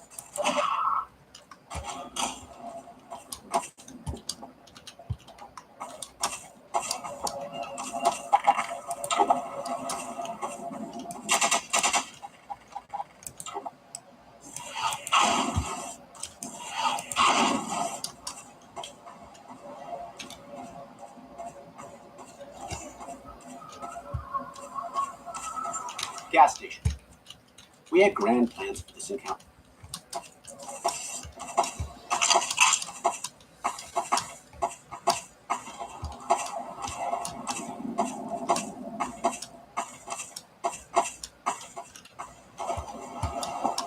Yeah, I a couple days ago I had like network problems too. It just the net was been acting funny, as I say. It's Skynet, but who knows?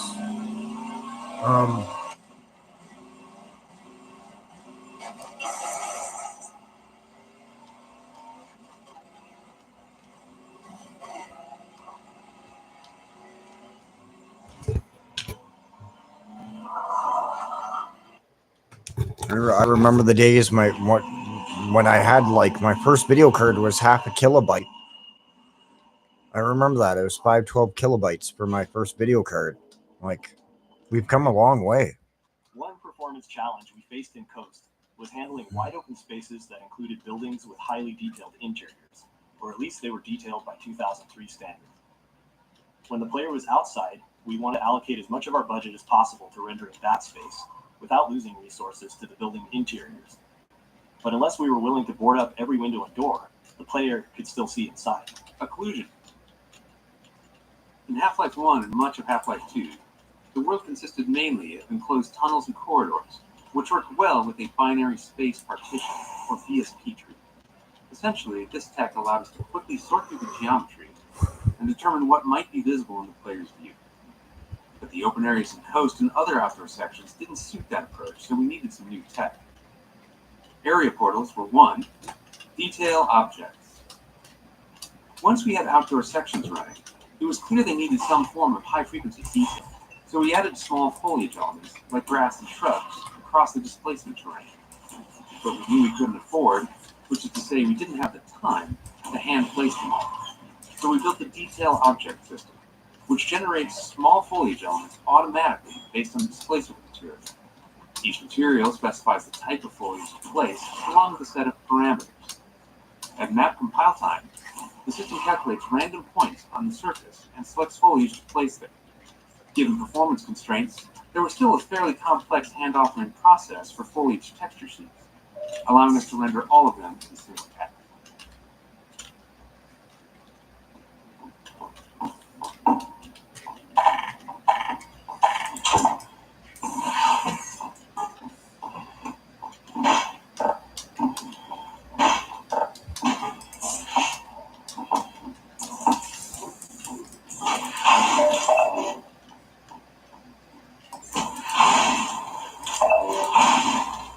Oh, I forgot it.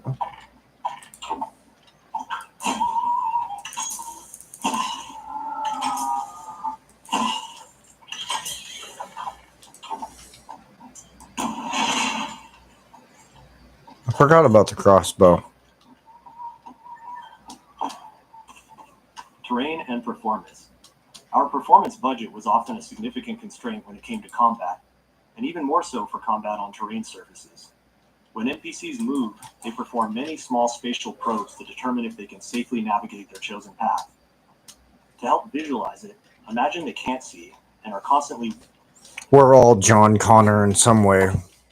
We all want to have a life of survival for the human race, you know what I mean? We're all John Connors.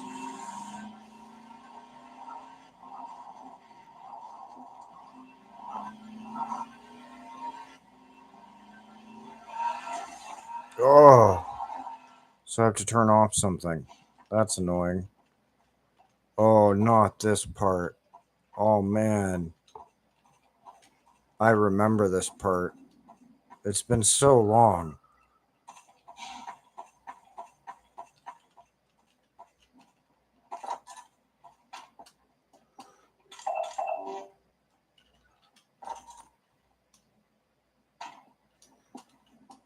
This is the one part of the game that actually kind of freaked me out the first time I played it. Because it's one of the first parts where you actually have to deal with a lot of heights, actually. I remember that. I think this part is the one part that scares me the most, just because I have a bad fear of heights in general. Ugh.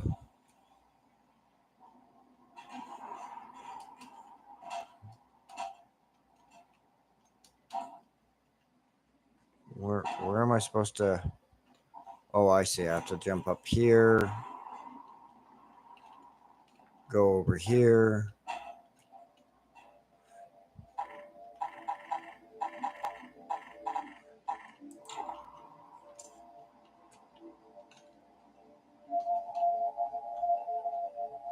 The music just got eerie.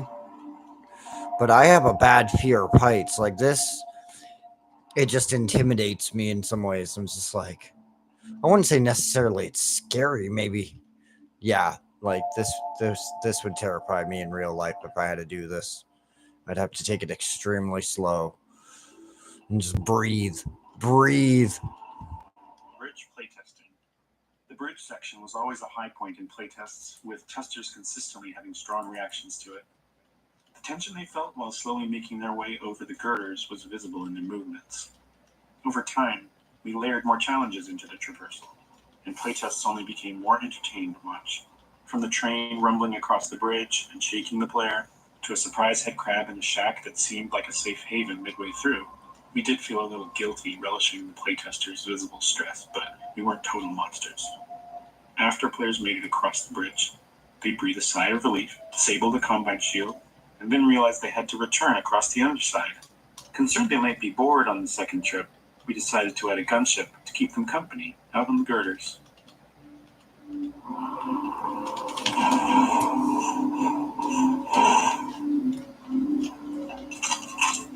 Bridge gunship.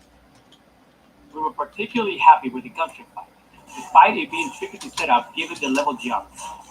Being on the underside of the bridge allowed the gunship to move fully around the player, using all 3 dimensions to position itself above and below at different moments.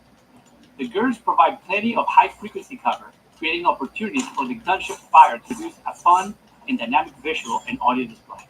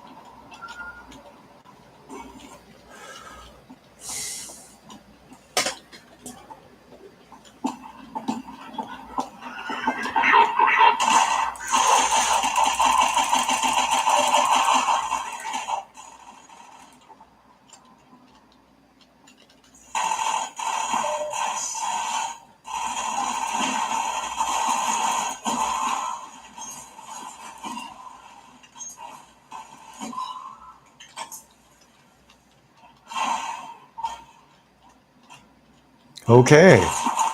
Ow. Whoa.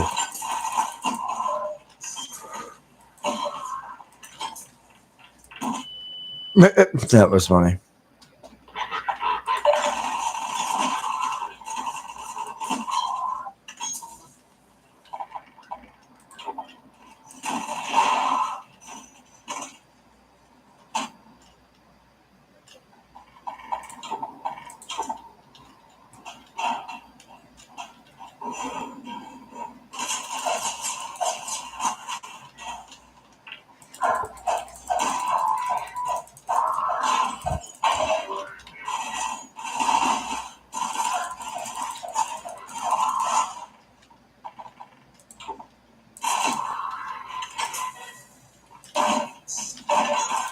Oh, man.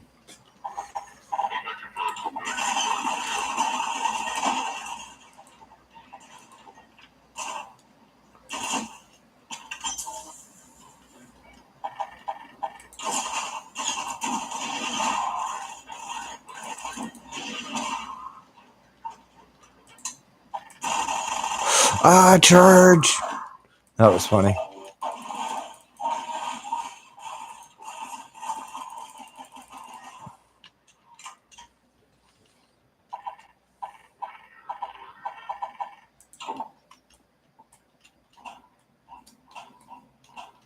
I'm so used to playing Doom because, like, when you go through your weapons, Doom is like number 3 on your weapon listing. Yeah, I think it's number 1 or number 2 is your shotgun. So I'm so used to, like, seeing my shotgun as, like, number 3 in my weapons list, not number 4. That's, to me, that's weird.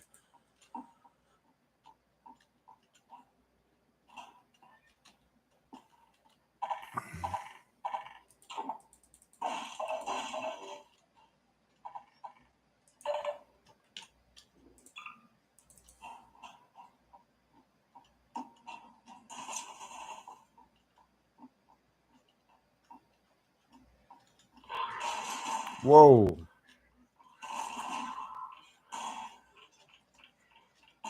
Oh.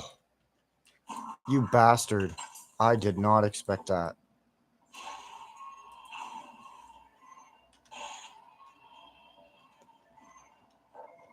That was mean of them.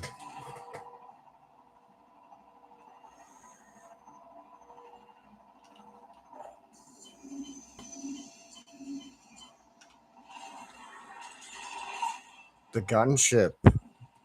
Just to keep me occupied through this again. And I think I wasted... Did I waste my rockets this time? Yeah, I did. Not very smart of me. Oh, well.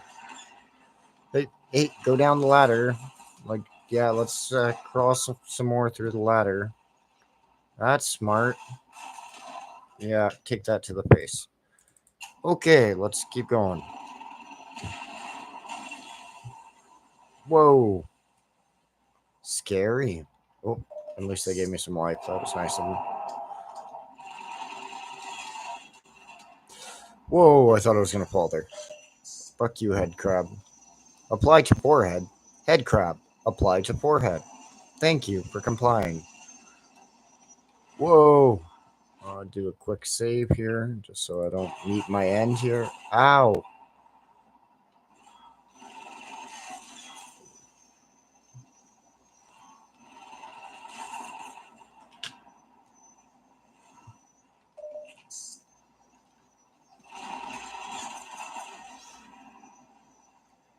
Don't worry, I'll get to the... Oh, wait, the pre-rockets are here. Oh, not anymore. Okay.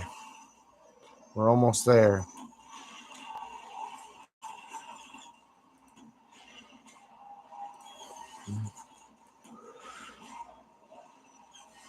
How many more rockets do I have to hit it with?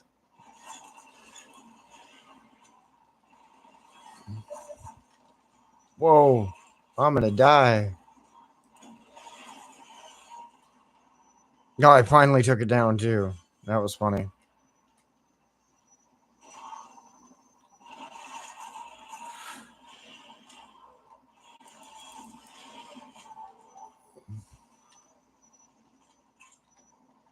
Okay, let me give it a quick save.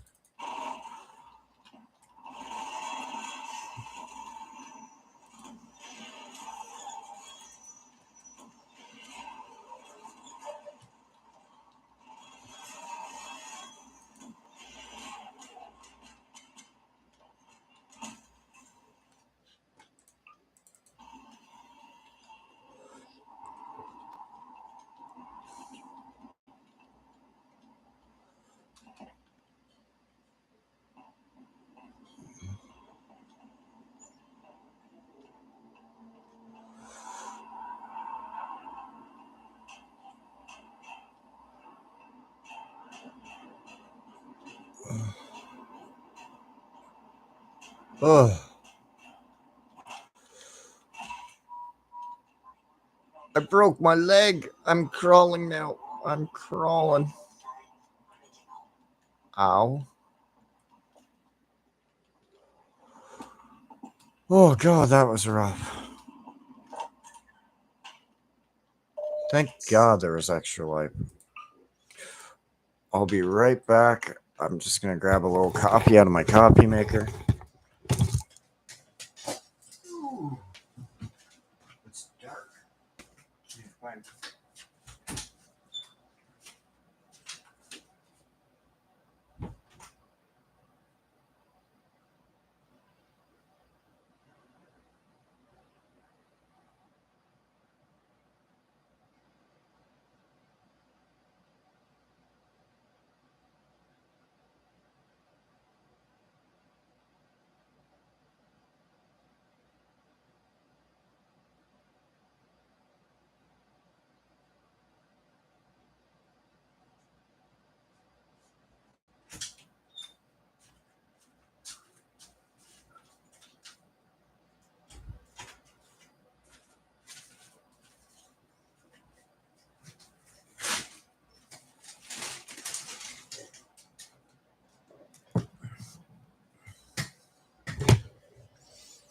Okay, I'm going to grab some coffee out of the coffee maker. Somebody stole half the pot already. I'm like, it wasn't me. I think it was my roommate.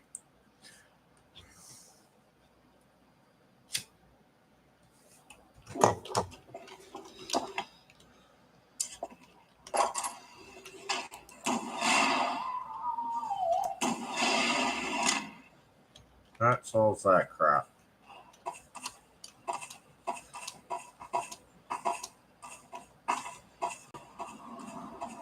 So where do I have to go?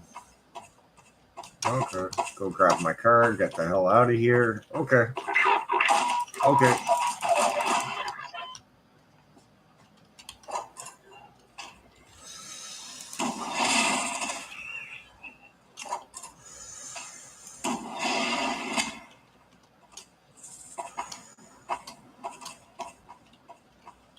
I'd go all the way down there, but I'm like, whatever.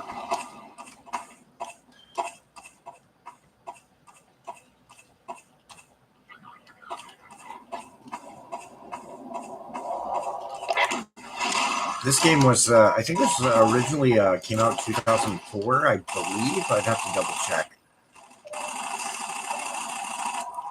Or were you talking about my coffee in the coffee maker?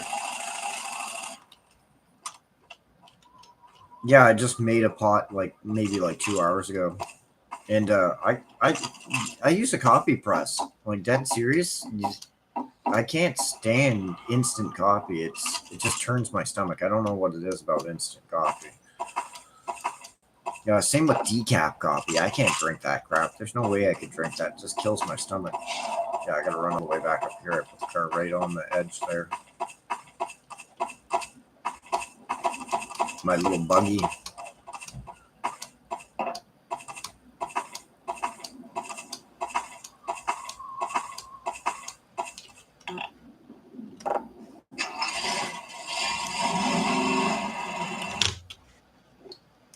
I know if I don't save, I'm gonna mess up something.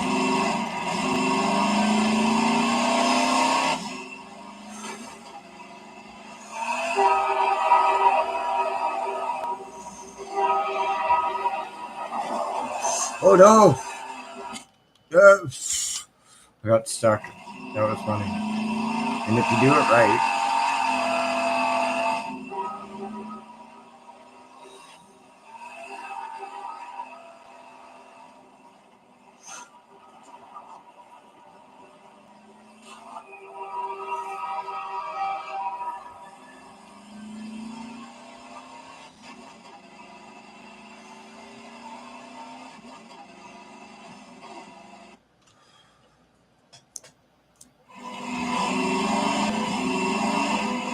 Sand trap.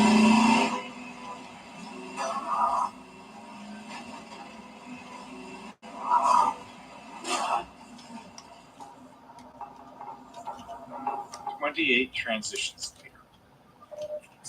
After stringing together a few levels of dark tunnels as transition spaces, we realized we could subvert player expectations by building another one that appeared to be a transition, but instead contained something else.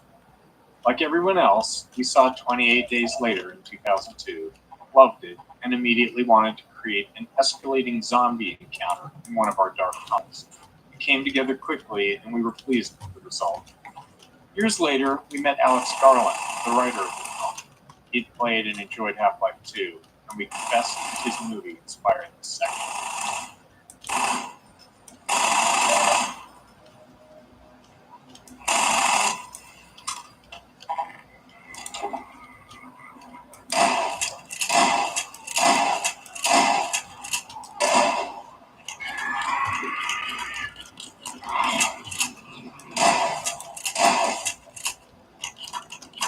Ramming zombies with the buggy.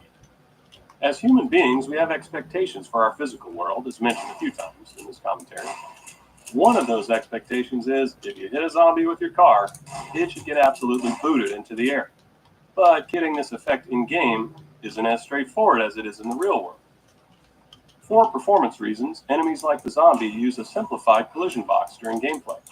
This is a box that fits snugly around the zombie with no part of the model sticking out. But when the zombie dies, it's converted into a ragdoll with more accurate per-limb collision boxes, though this is more expensive to simulate. This change in collision representation adds further complexity when you ram a zombie with the buggy, beyond just the frame hitch. When the buggy first collides with the zombie, it touches the zombie's simplified collision box. The game then kills the zombie, converting it into a ragdoll that the physics system begins to simulate. Now, with more accurate per-limb collision, the closest part of the zombie may be several inches away from the buggy.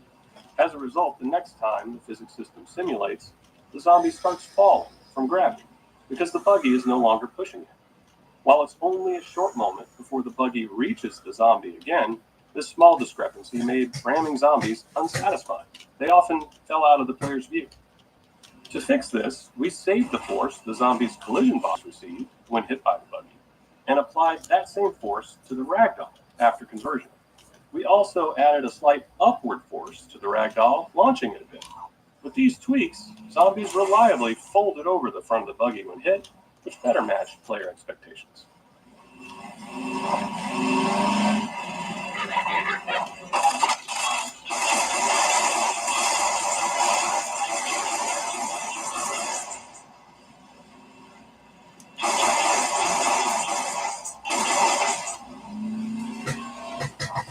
I'm shocked that, like, you see those vehicles by the enemy's vehicles now and then, but you don't see them actually do anything. They don't chase after you or anything.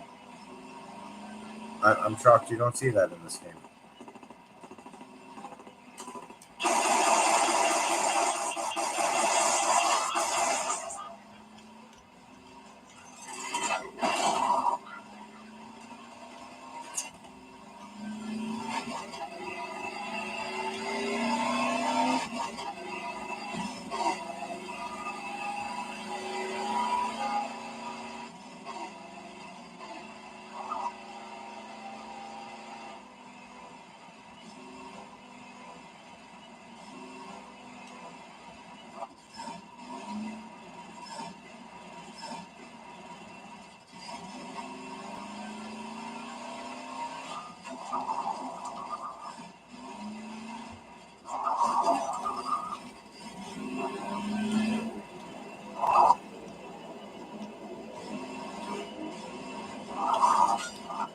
Whoa.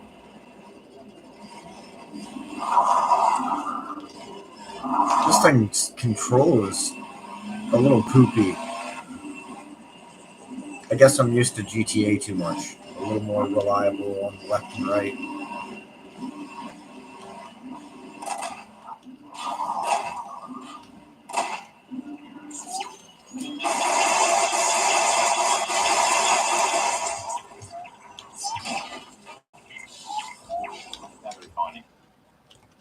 With the increased density of objects in Half-Life 2's gameplay spaces, we thought it would be interesting to have players search for a specific item, especially if there was some logic to where it might be found. This way, players could locate the item either through careful observation and deduction, or just by brute force searching the area. Since we already had models for cars and batteries, it was a natural step to create a small junkyard for players to explore.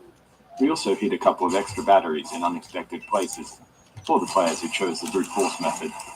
As with other item-based puzzles, this one needed a failsafe in case players lost the batteries.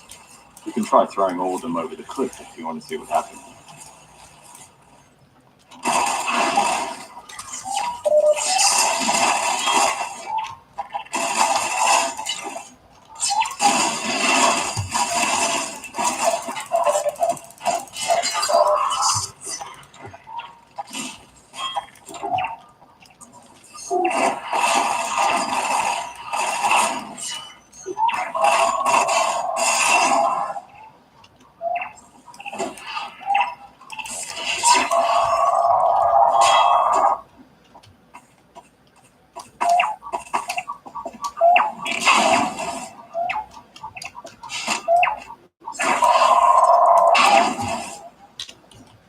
God, that was annoying.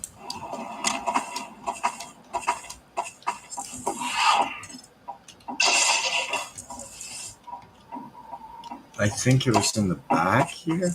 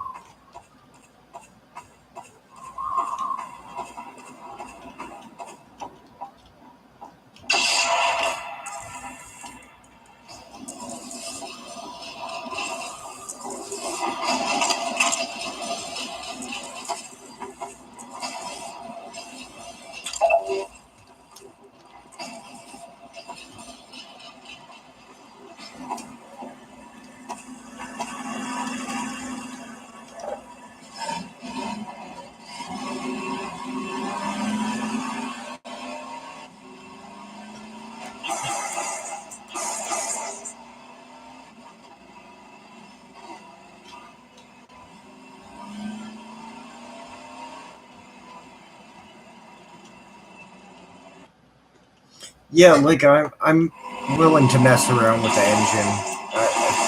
I find people take games too seriously. I just like messing around a little bit. Man, it's coming to the point where I'm gonna save and stop playing. My neck is starting to hurt a little bit.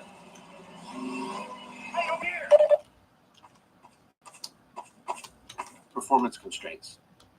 For the final Coast Arena, we envisioned a big finale where the player and a squad of citizens would hold out against waves of combined soldiers, culminating in a gunship battle. Unfortunately, the computational cost of having soldiers and friendly allies moving around on terrain meant that the battle kept being scaled back to fit within our performance budget. By the time we were down to featuring only a single squad of soldiers at any given time, we were already late in development. Too late to make large-scale changes to the arena to accommodate more enemies. We had to redesign the flow of the fight to keep the number of soldiers to a minimum.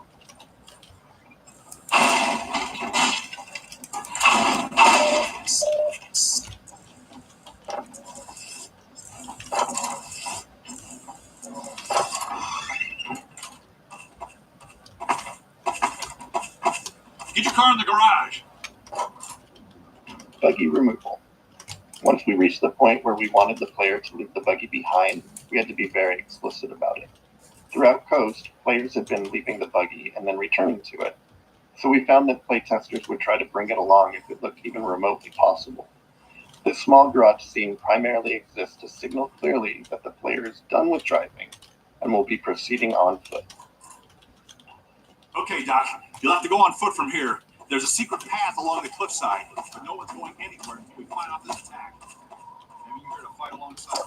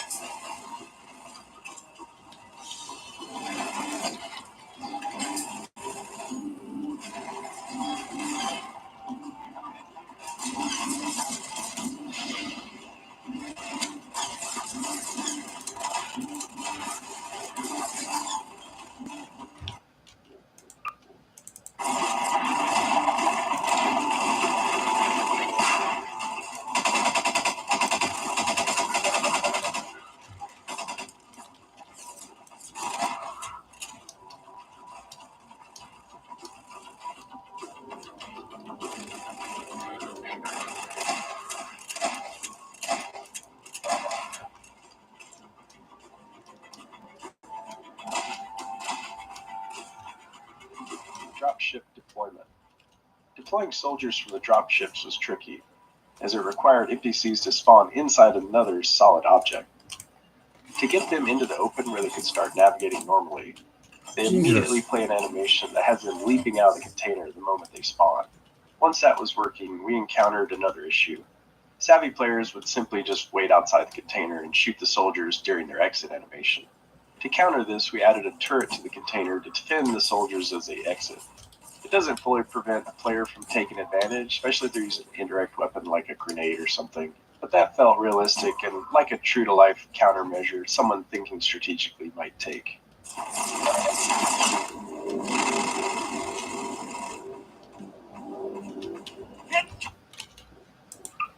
Coming! Dropship at the lighthouse!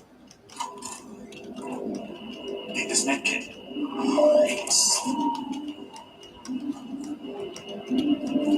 Give me another med kit.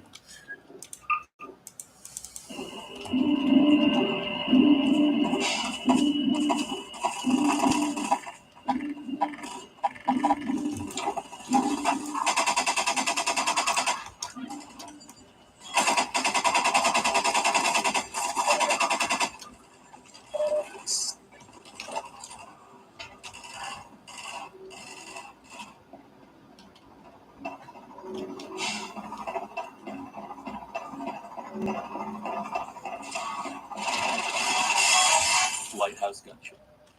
The gunship scenario here took some work to play out the way we envisioned it. We wanted it to unfold as it would in the movie. In the filmic version, the gunship would fire through the windows as the protagonist descended the lighthouse, anticipating the movements.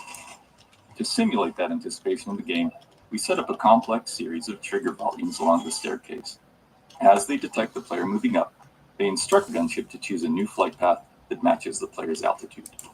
The triggers also enable bullseye targets in the windows nearest the player. These are invisible game objects that the enemy AI will immediately perceive as hostile, and prompts the gunship to fire at the windows. This blend of AI and scripting is central to Half-Life's combat scenarios. The AI manages the general adaptive behavior of the NPCs, while the scripting customizes each scenario's unique requirements.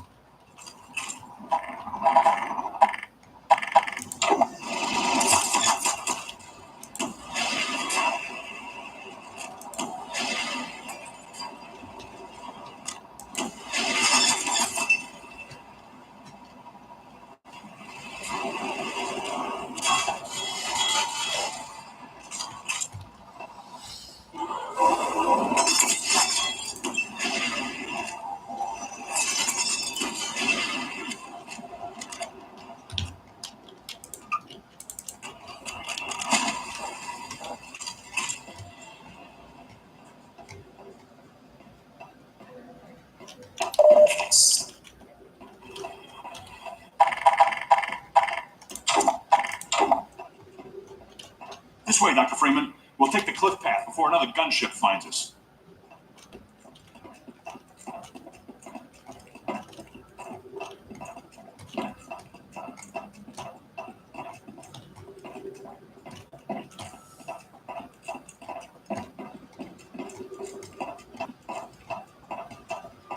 Right along there.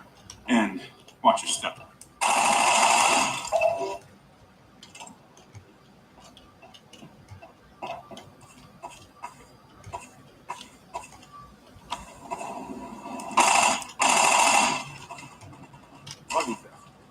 As we put the end of Coast, we decided to have the Combine steal the player's buggy. It really doesn't make logical sense, but after watching so many playtests where players developed a strong attachment to their buggy, we wanted to play with that emotional connection.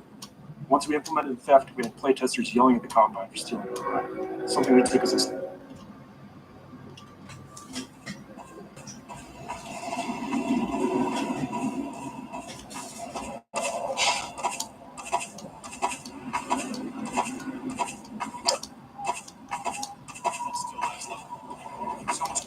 finest mind of his generation.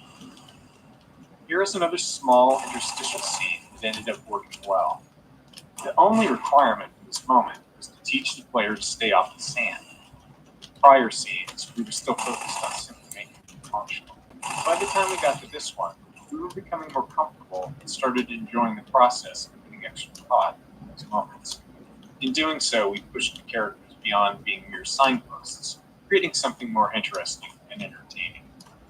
After release, Laszlo went on to develop a larger-than-life following, reminding us how hard it is to predict what players will hold on to.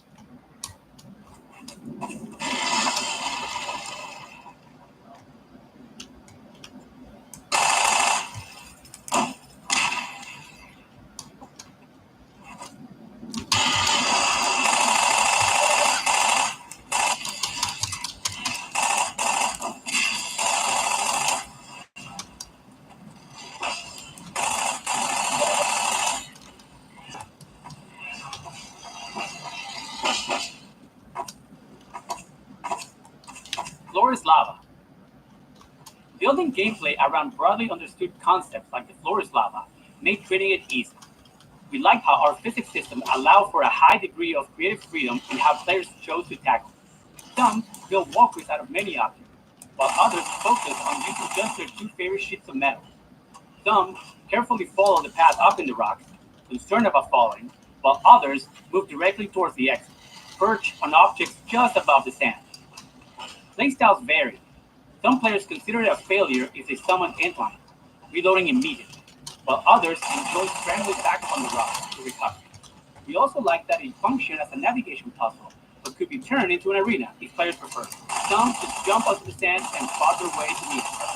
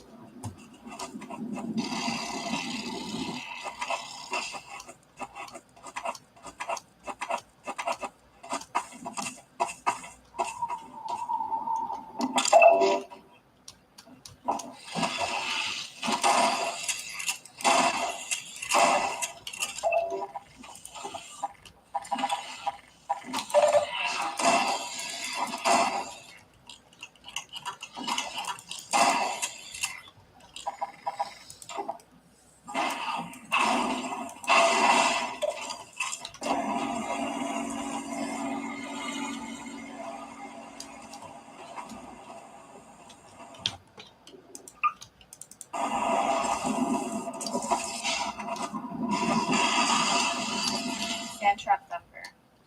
The explosive barrels are provided for players to use against antlions while standing safely within the Thumper's protection.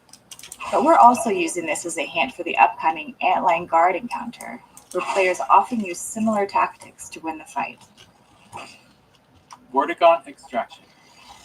This arena presented some tricky design problems for a couple reasons. First, the guard is a melee-only enemy, so we couldn't allow the player to reach areas where the guard couldn't follow. We did experiment with a few range attacks, but didn't like the result. Goose spitting attack, for instance, ended up looking ridiculous. The only non-melee attack that survived was is its ability to bash physics objects at the player. But this required objects to be in range, which isn't always guaranteed. In rare cases, players could find themselves unable to kill the outlying guard in this arena. This would happen if they ran out of ammo or had misused all of the available physics objects, leaving nothing to launch with the gravity gun.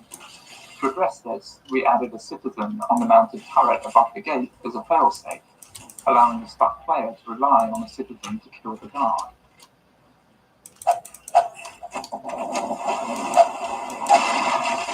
Must follow. The Freemen will do wise to heed our extraction of the Myrmidon's aromatic pteropods. The process is not entirely hygienic, therefore stand aside.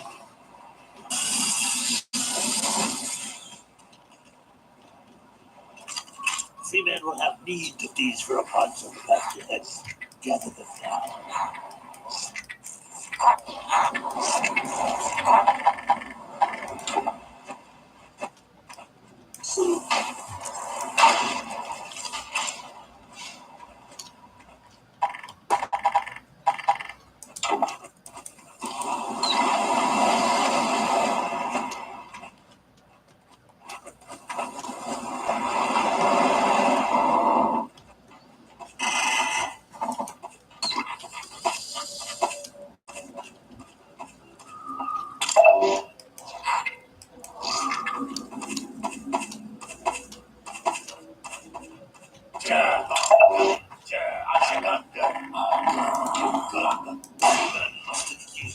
It is rude of us to commune by flux-shifting with those who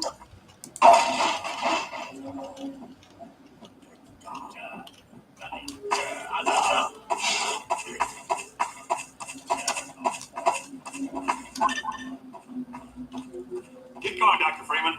Nova Prospect is just ahead. One man alone would withstand much transport there. The Freeman honors us by his presence. Follow, Freeman.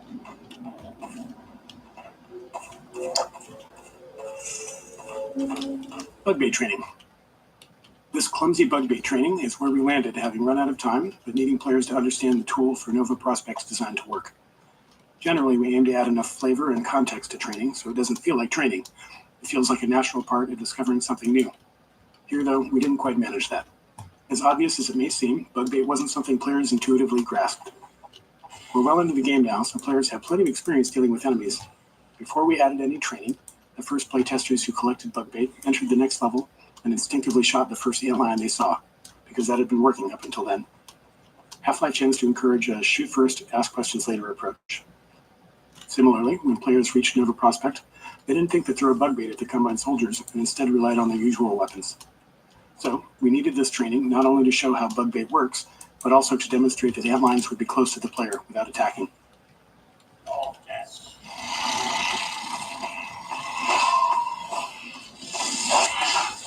Get him!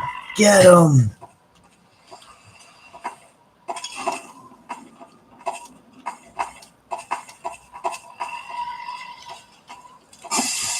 Ooh.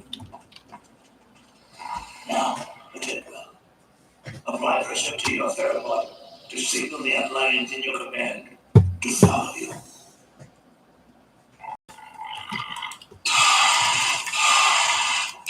Freeman chose excellence in all things.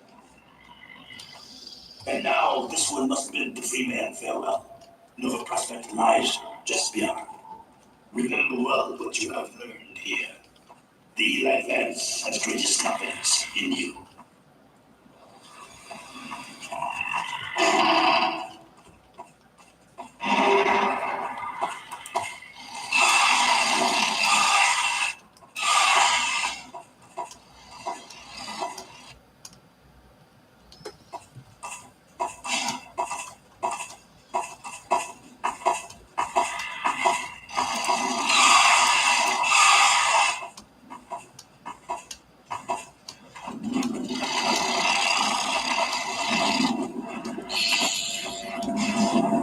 Thumper Final Stage. We liked the final stage of Thumpers, where their purpose is inverted.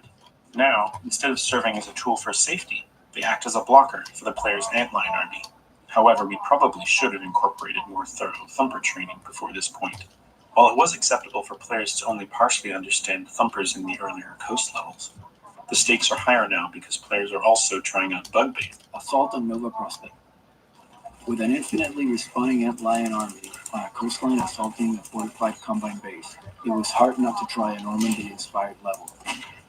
Our initial prototype featured trenches leading up to Nova Prospect, with lethal machine guns pushing the player and their antlions to stay within the trenches to survive. It was thrilling to have machine gun fire and leaping antlions constantly passing above the trenches.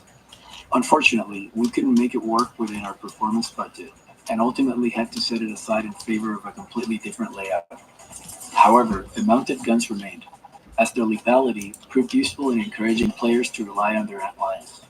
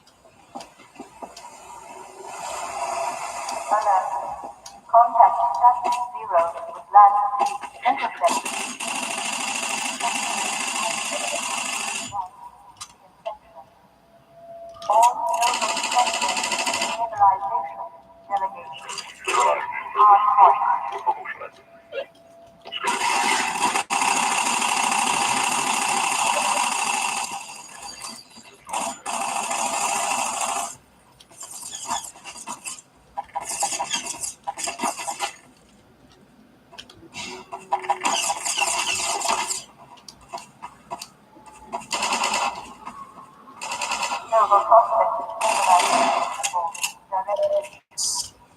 engage reserve.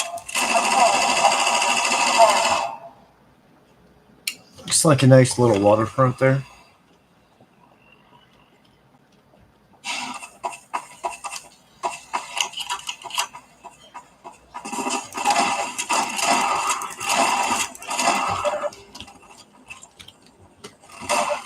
Oh, man.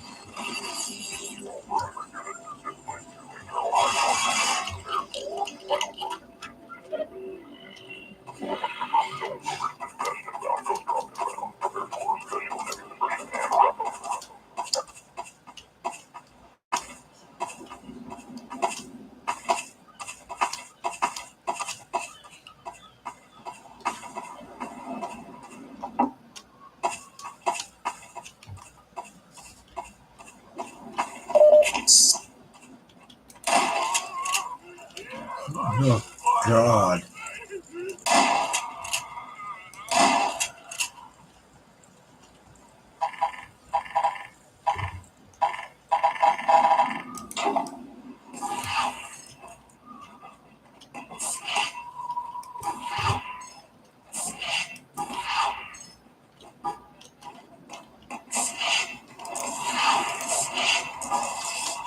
Oh, that's not what I thought. I thought I had to take the bridge or the boat and put it on an angle and climb up. I got that completely wrong. Okay, just keep running, keep running, keep running. I saved this bullet just for you, buddy. My last... Oh! That was too funny.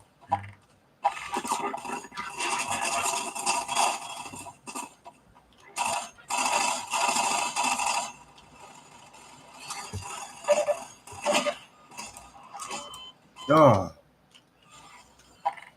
that's it.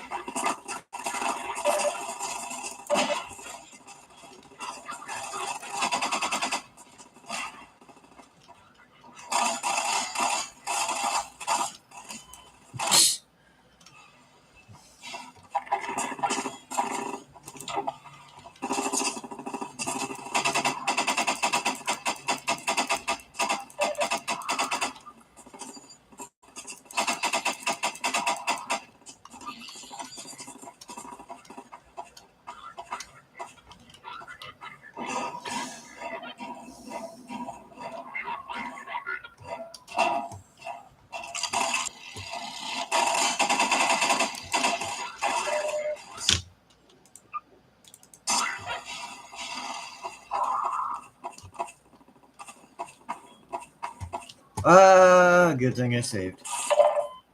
I think I would have lived that.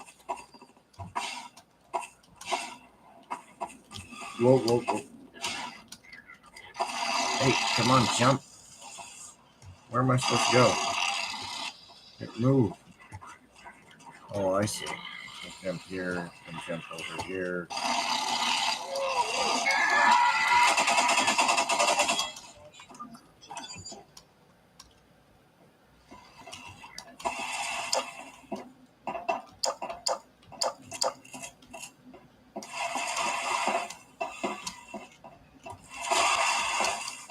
I don't even remember this part. It's been so long since I played this.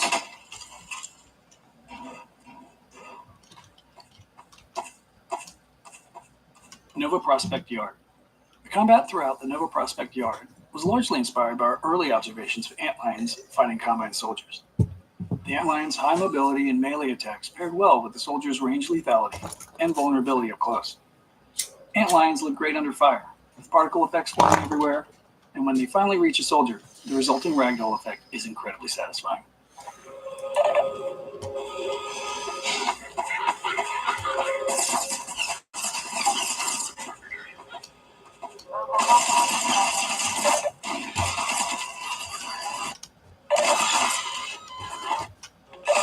Whoa.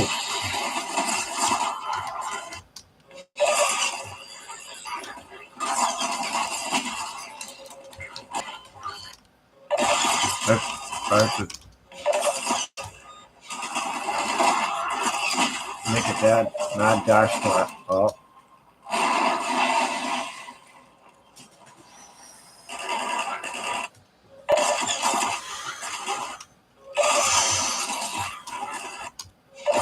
I did it before. I did it again. I'll do it again.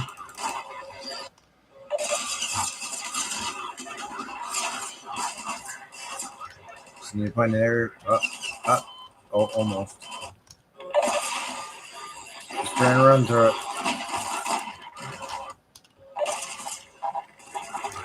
Hey, give me my guns.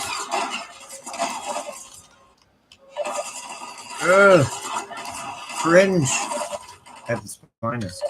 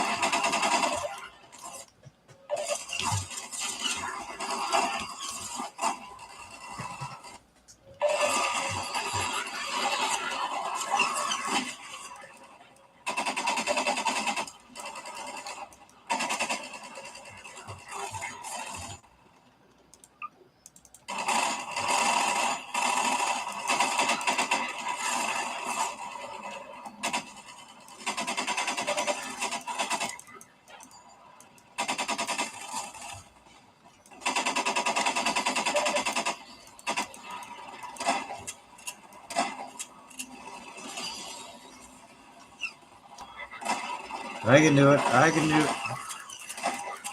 Oh, I almost made it too. That was funny.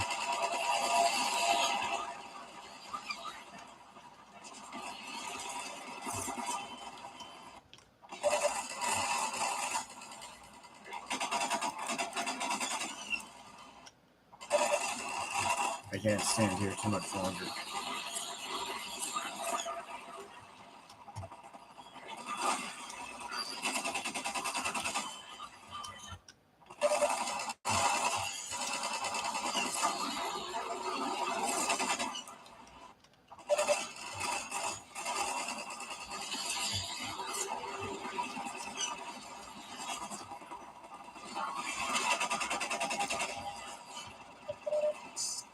Oh, thank God.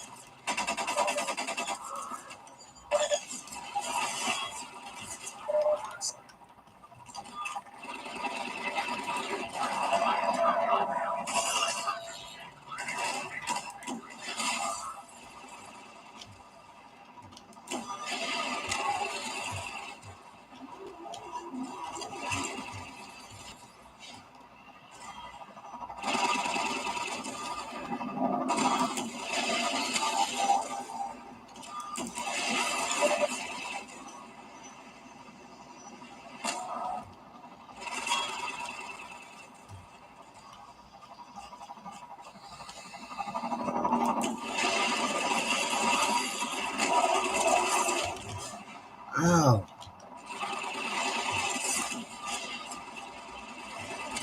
Thing's just gone psycho now. What? There's another one?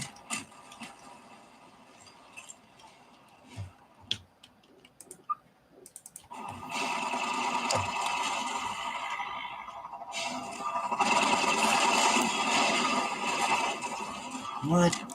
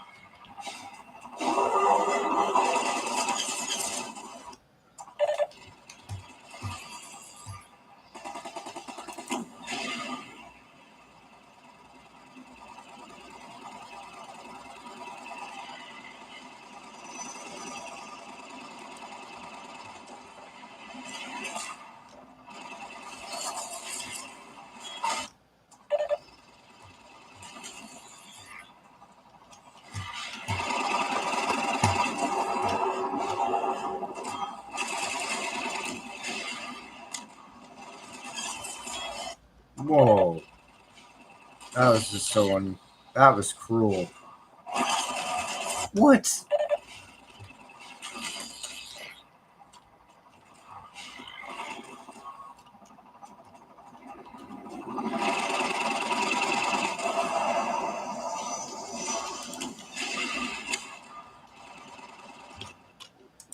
Got one hit.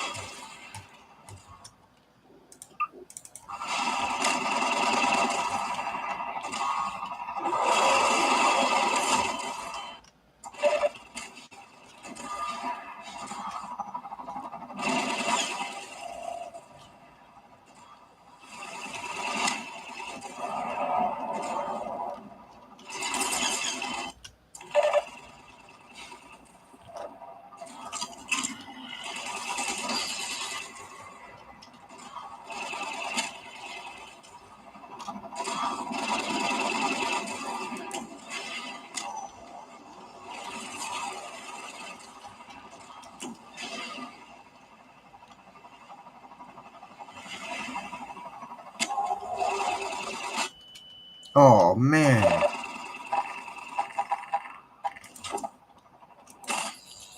Not the Andrew. Shoot that stupid barrel.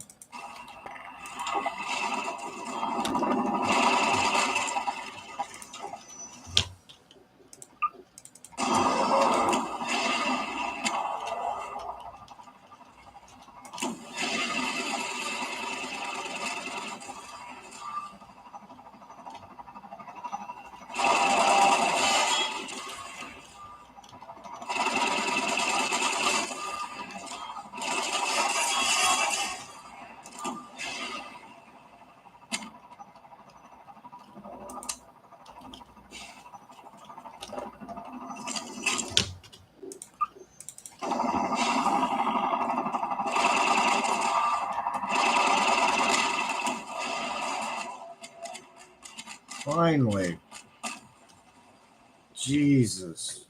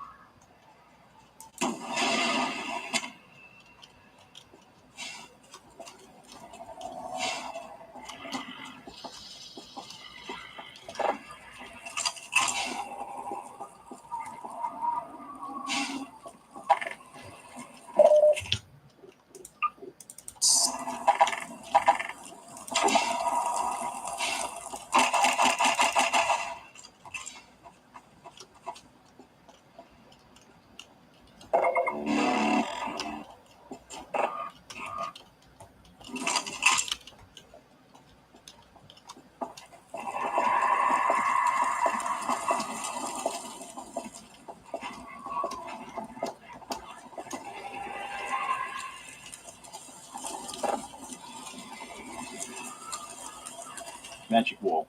Like many of our combat arenas, we needed a gate of some kind to prevent players from moving on before they finished this fight. Unfortunately, we were out of time and had to move on to the train station, so we ended up with this bit of magical bullshit. A wall that just explodes after the second gunship is defeated, revealing the way forward.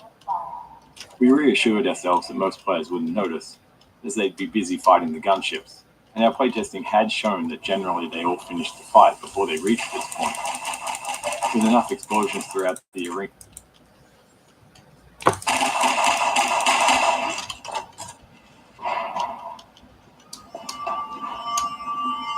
The player has just completed 2 combat-heavy levels, so we wanted to slow things down once they got inside. These early levels were designed as a pacing change, allowing players to explore the layout of Nova Prospect's interiors. Along the way, we began to introduce the turret gameplay, first as an enemy to the player, and later as a tool they could use. Much of this level was built by reusing prototypes and art spaces created early. Turrets. Turrets were a useful design tool when the player had bug bait, as they could completely prevent antlions from approaching them head-on. This allowed us to create setups where the player couldn't just throw bug bait to proceed. They needed to circle around and clear the turrets so their antlions could follow. It didn't hurt that watching antlions get mowed down by turret fire was a great visual too.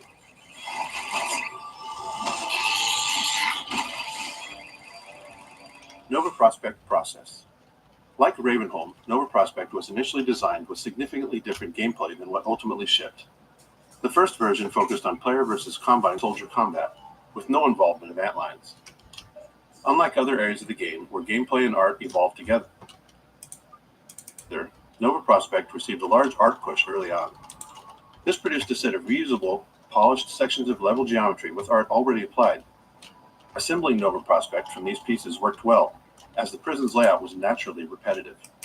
And then later, when we returned with antlions and bug bait, we had to repurpose the geometry to fit the new gameplay.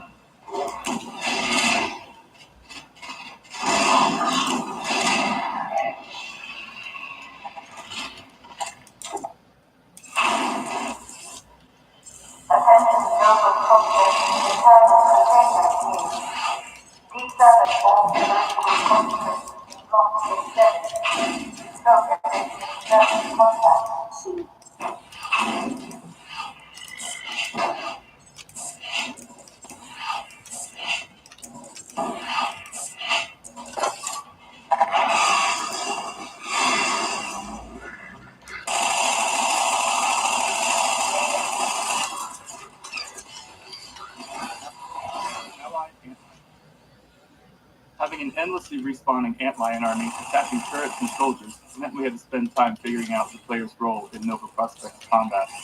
The player had already faced plenty of Combine soldiers, so we decided to make combat here feel more like a puzzle and a spectacle instead of a combat challenge.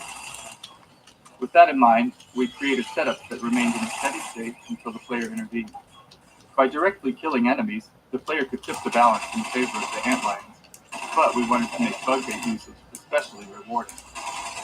In many scenarios, when the player threw bug bait onto enemies, we activated additional antlion spawners, unleashing a rapid rush of new antlions into the fight.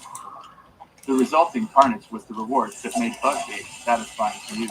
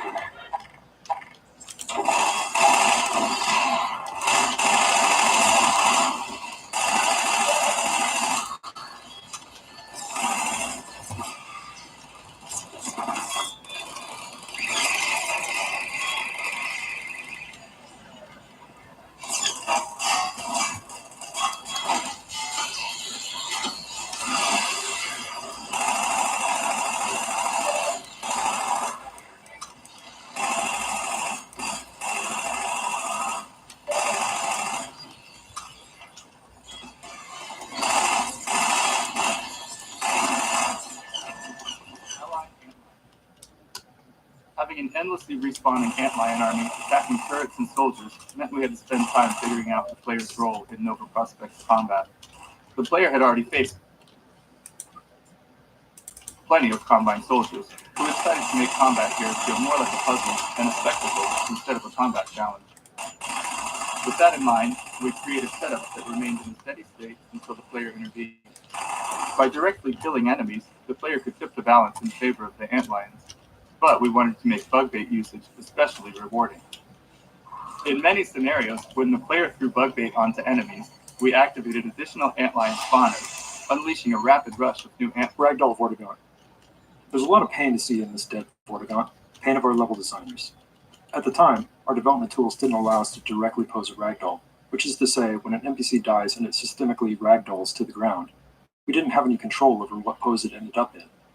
If we'd had some animator time, they could have given us a single frame animation and roughly the pose we wanted, but we were late and our small animation team was already overloaded. So a level designer positioned the Vortigaunt above the chair, told it to die as the level loaded, and waited to see what pose the ragdoll settled into. Then the designer moved the Vortigaunt slightly and tried again. I can't remember exactly how many attempts it took, but it was way, way more than you'd think. Laser mines. We really enjoyed bringing these laser trip mines into Nova Prospect. They were a weapon from Half-Life 1 we hadn't managed to include in Half-Life 2, but at least they found a place as a puzzle element. We liked how they served as a kind of personal morality test when the player had an antlion army. Some players immediately threw bug bait past the trip mines, sending antlion bodies at the problem, while others had their little buddies back until they'd safely removed the trip mines with other tools. We didn't judge.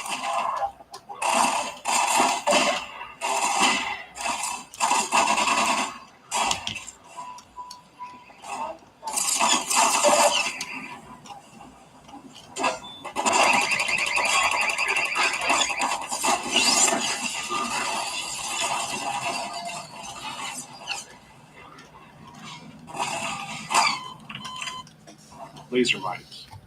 We really enjoyed bringing these laser trip mines into Nova Prospect. They were a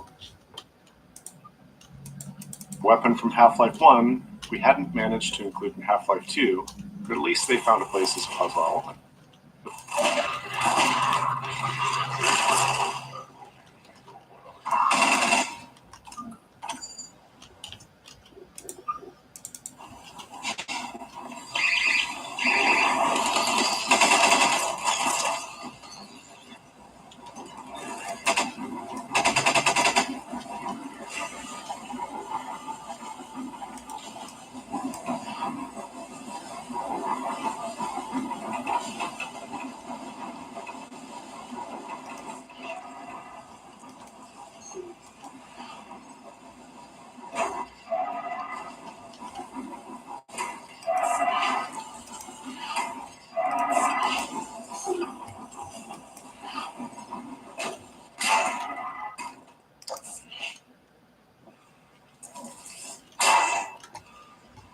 I don't even remember that.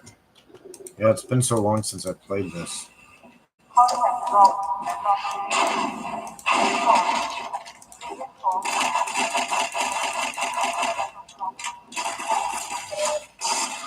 Whoa.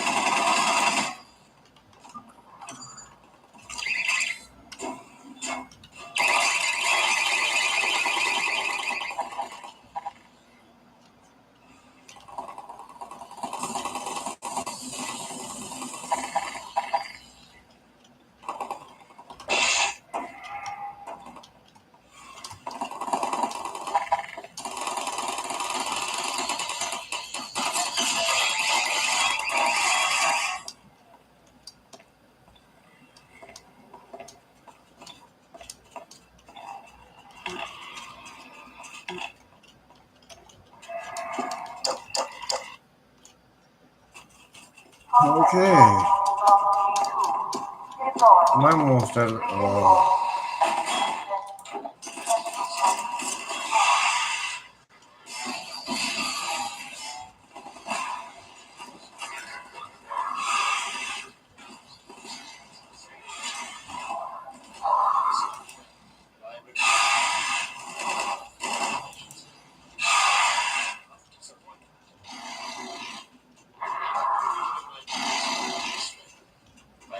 D2 Prison 04.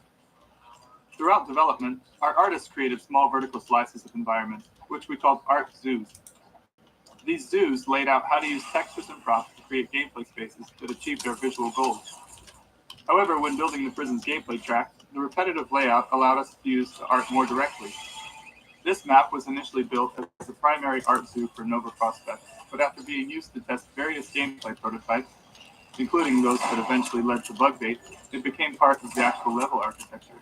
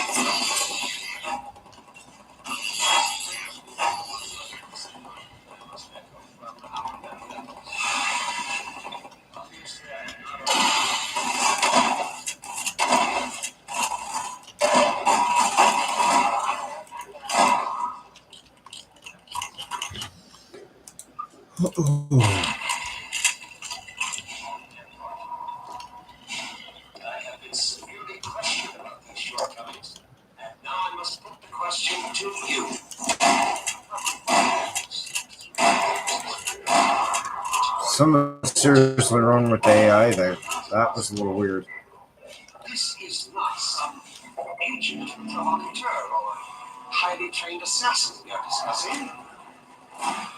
Gordon Draper is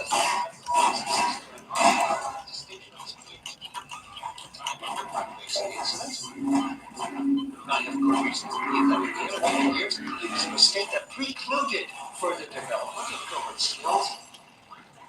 The man you have consistently failed to slow, let alone capture, is by all standards.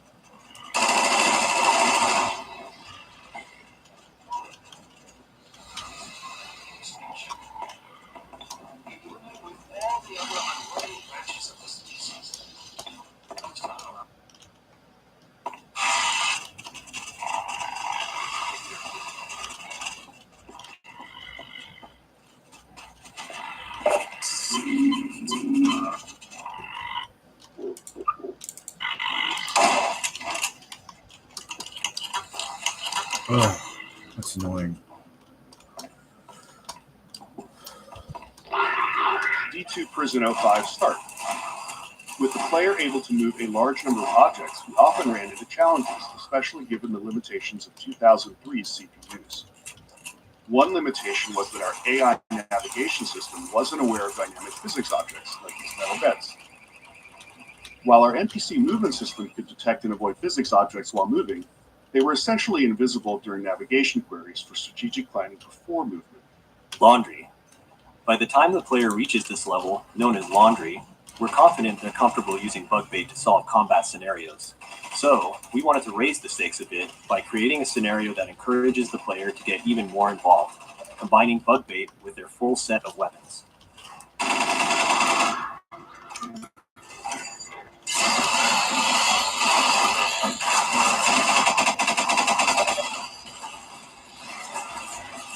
Hey, what stupid bug? You're getting in my way.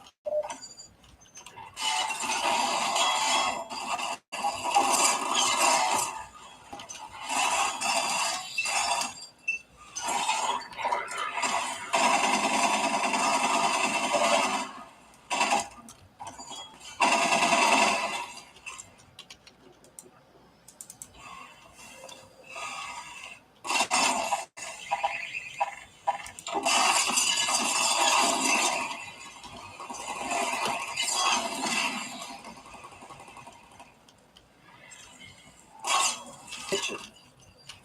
It's a well-known custom among game developers that all video game kitchens must feature a gas explosion.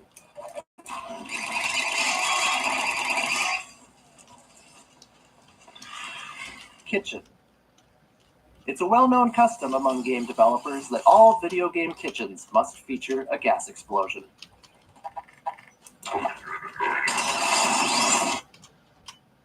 Kitchen.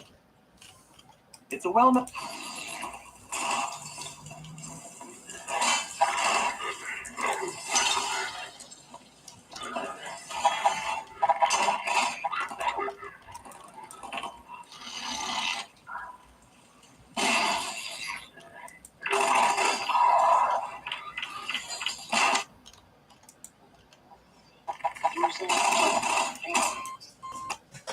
Kitchen. It's a well-known...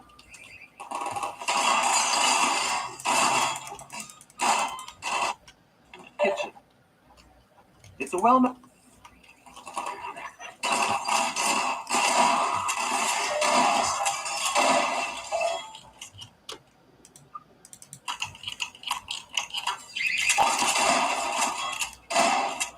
Jesus. I just shot that thing with a shotgun and wasted 3 rounds on that. Jesus. Incredibly annoying. Oh my lord. I won't even use the shotgun.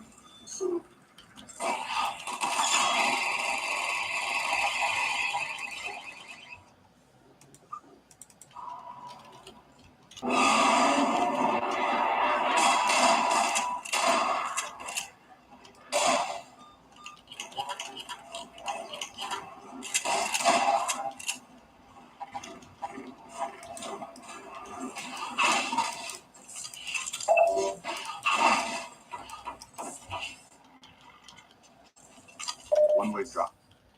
Players never know what's ahead of them, but they're familiar with what's behind them, so it's common for them to retreat to familiar ground when they encounter an enemy. If we've built an arena where we want the player to engage, especially for an enemy with specific geometry requirements, like the Antlion Guard, we need a way to prevent that retreat.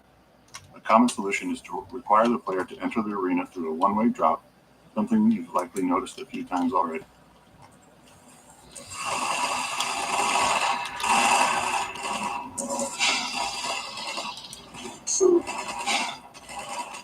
Sorry, Mr. Ant. I gotta get through here.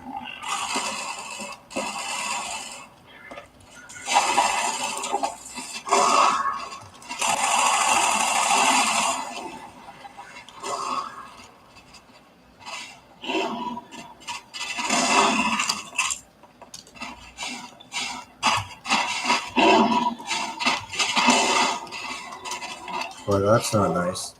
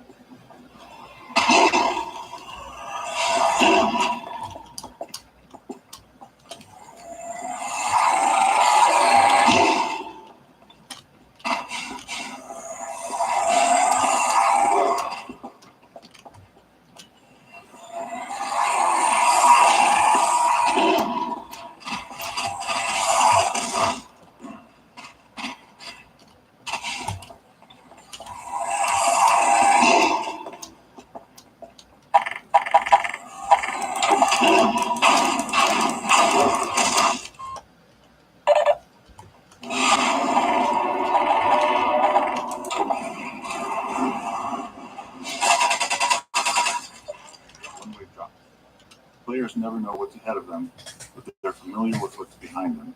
So it's common for them to retreat to familiar ground when they encounter an enemy. If we've built an arena where we want the player to engage, especially for an enemy with specific geometry requirements, like the Antlion Guard, we need a way to prevent that retreat. A common solution is to require the player to enter the arena through a one-way drop, something you've likely noticed a few times already.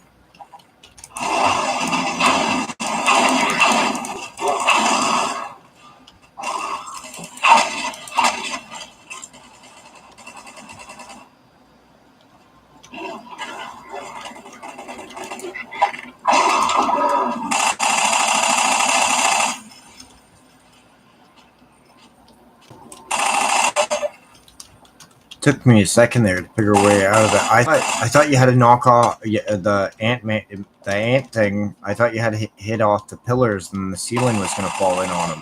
That's what I was trying to do. That's what I thought you had to do. It's been a little while since I played this, so all the way through. Whoa.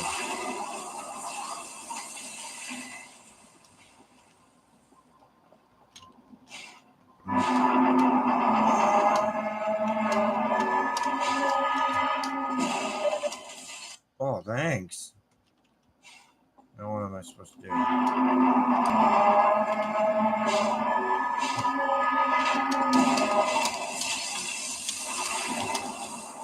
Come on, jump. Jump. Push me up. Push me up. Now what am I supposed to do?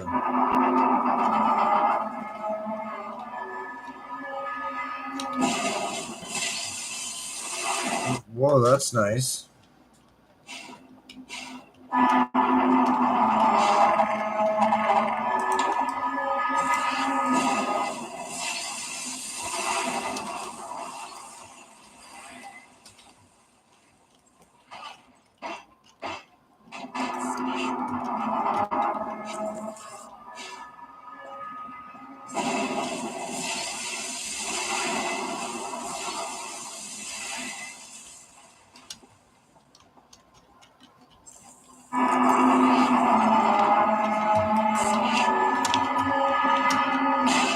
Jesus.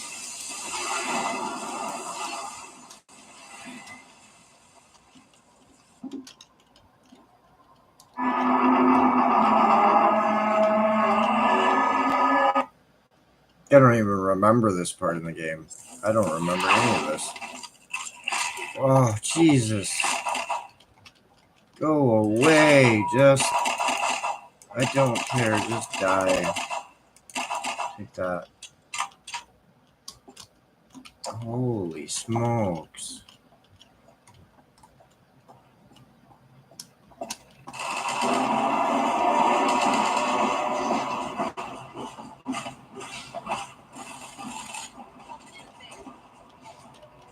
Alex's tool. Alex's multi-tool was incredibly useful for letting us use her as a key. Often, we needed to keep the player from moving forward until we were ready. Her multi-tool allowed her to deliver dialogue while unlocking the way ahead. We probably relied on it a bit too much, but it was hard to resist. There was always a trade-off, using Alex to gate a room instead of creating a custom solution. This saved us time that we could spend on other parts of the game, often more critical ones.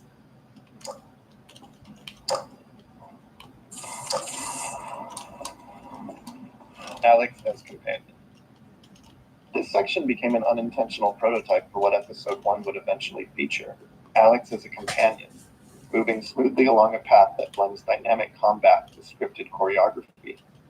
We didn't yet have a clear model for how she would fit alongside the player in these scenarios, but even this brief section taught us a lot, despite not having enough time to iterate on it.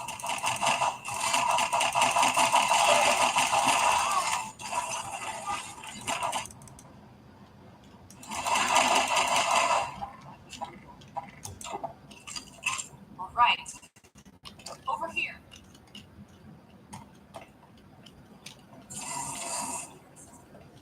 What the hell happened in here? Some diarrhea blood? Blood and diarrhea. Oh my god. Oh my god, your face. There. There. All right, I think I can bring him in.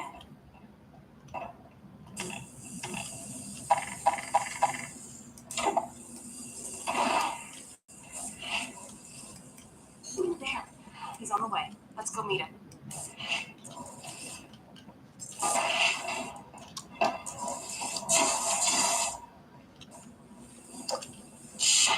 Done.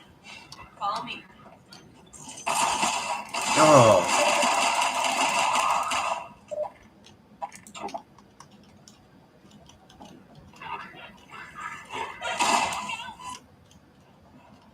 Alex. Oh. This section became an unintentional prototype for what Episode 1 would eventually feature. Alex as a companion, moving smoothly along a path that blends dynamic combat with scripted choreography. We didn't yet have a clear model for how she would fit alongside the player in these scenarios, but even this brief section taught us a lot, despite not having enough time to iterate on it.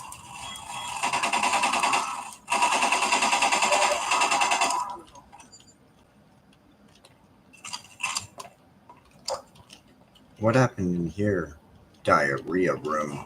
Jesus. Yeah. Go do what you have to do in here. Oh my. Over here. Yeah. Oh my God.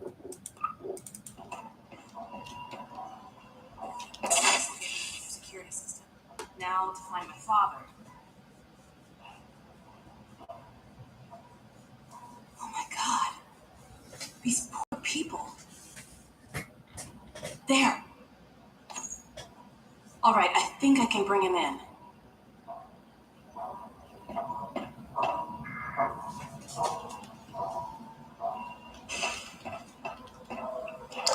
There. He's on the way. Let's go meet him.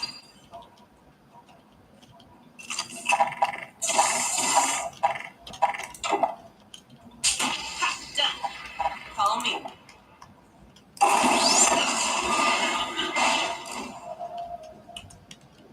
That solved that headache real quick. Screw that shit.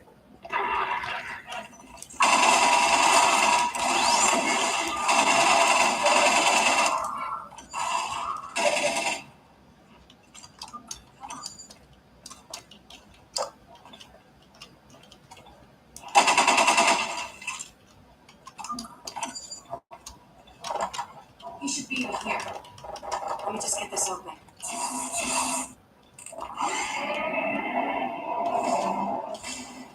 There he is. Eli in pod choreography. We wrote and recorded dialogue for the scene while still building out Nova Prospect. At that stage, we knew Alex and Gordon would teleport out of the prison, but none of those specifics had been worked out. So the dialogue needed to be broad enough to fit whatever we ultimately built. This led us to focus less on the player's actions and more on Alex's vulnerability and her connection to her father. We hoped the emotion would carry the scene more than the narrative itself. Ultimately, we're aiming for the player to care about these characters and want to prioritize what's important to Alex. Never mind me. Save yourselves. No, we're not leaving you. I think I can recalibrate the Combine portal to get us out of here. Where will you go? I talked to Dr. Kleiner. His portal was almost working again. If he's managed to repair it, we'll end up there. If he hasn't, well, we couldn't be any worse off. It's not worth the risk, Alex. I can't lose you. Get out while you can. We're not leaving here without you. That's final. We can't leave Judith here either. Don't worry, Dad. We'll find her. For now, I'm going to send you to the teleport chamber. I'm not saying goodbye, Dad. We'll meet you there. I know you will. I'll see you there, baby.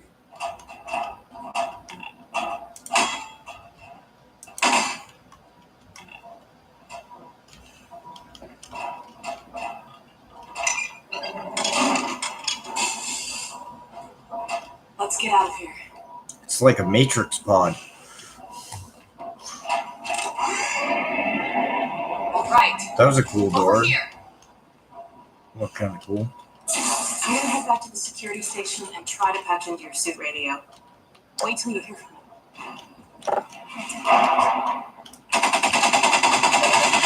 Oh my god.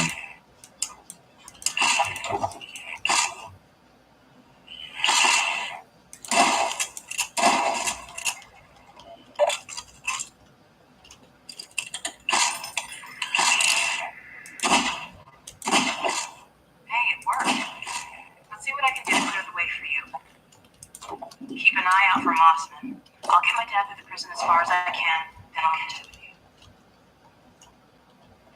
Hang on, I'll see if I can figure out how to get that gate open. Don't forget to give me a like and subscribe if you can, if you want to see more content. I love reviewing video games, old games, new games, trying new stuff. I do a couple movie reviews now and then. If you guys have a movie for me to recommend, or a movie you guys want me to watch eventually, I'll watch it. Give you my opinion of it. I just like chilling out, you know. Okay, I've got an idea. Head back to that office.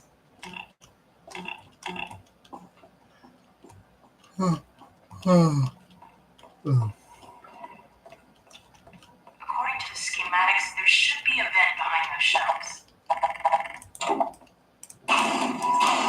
Ow. Fractured my own brain. Jesus.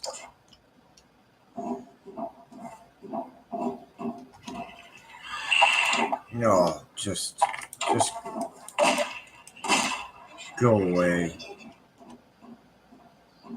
Vent. You probably know this, but if there's a vent, there has to be a head grab in it. We don't make these rules. They, like the vents themselves, come straight from the top.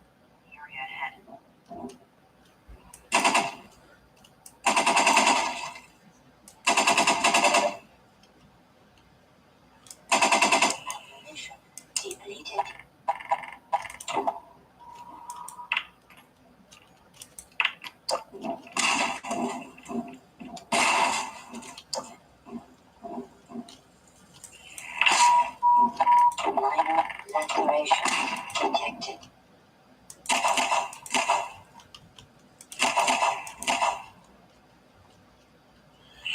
Ow.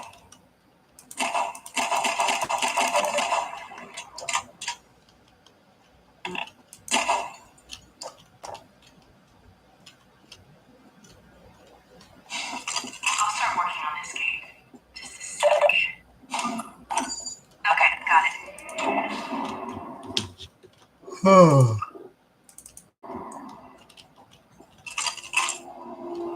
Uh-oh, look at the monitor. Look targets. One of the key tools in our design toolkit is the look target, an invisible point in space that activates when the player looks at it. Designers can specify how accurately the player has to look at it, the duration of the look, and other conditions. Once activated, the look target triggers various events in the game. For example, Alex might wait for the player to look at her before delivering a line of dialogue. A spectacle might begin only when it's in view, or a combine dropship might fly over when the player is looking in its general direction. Once we implemented look targets, designers found endless ways to use them to make gameplay feel more reliable for players, especially since some move at very different speeds or in difficult to predict ways.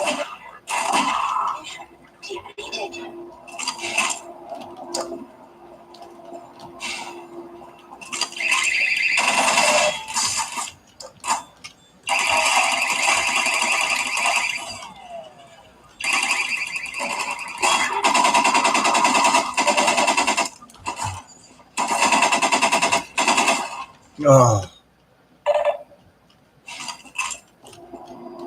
Uh-oh, look at the monitor.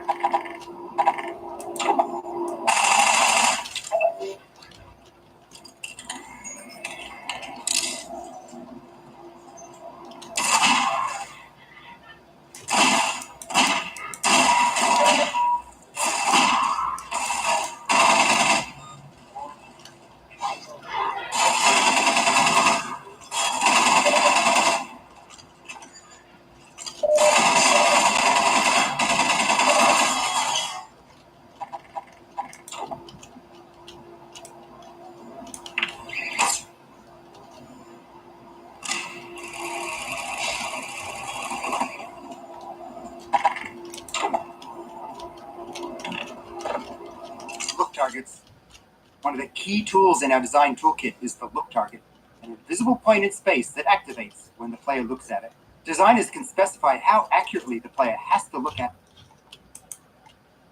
it, the duration of the look, and other conditions. Once activated, the look target triggers various events in the game. For example, Alex might wait for the player to look at her before delivering a line of dialogue. A spectacle might begin only when it's in view, or a combine dropship might fly over when the player is looking in its general direction. Once we implemented look targets, designers found endless ways to use them to make gameplay feel more reliable for players, especially since some move at very different speeds or in difficult to predict ways.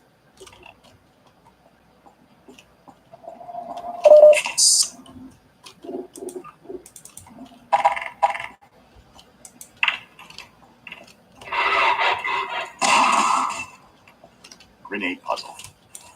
This small puzzle often caused players to get stuck during playtests because the unlimited grenade box was placed a bit behind them on their path. By this point in the game, players have fully learned to associate unlimited ammo boxes with puzzle solutions. So if a grenade box were here, they'd immediately know they needed a grenade to solve it. We wanted them to have to think a little first. Eventually, we added a subtle hint by making grenades visible on the desk through a window, just to remind players they're available. They also helped uncover a bug in a playtest when the player approached to look more closely and ended up collecting the grenade to the glass.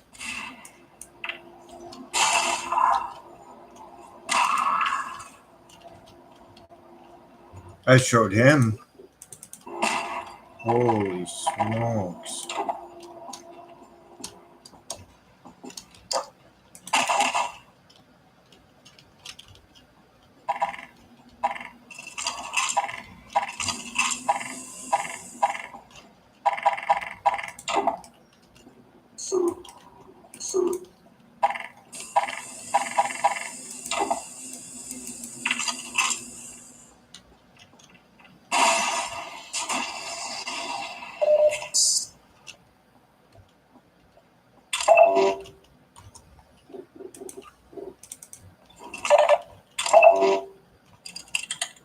I'll just save those if I need them.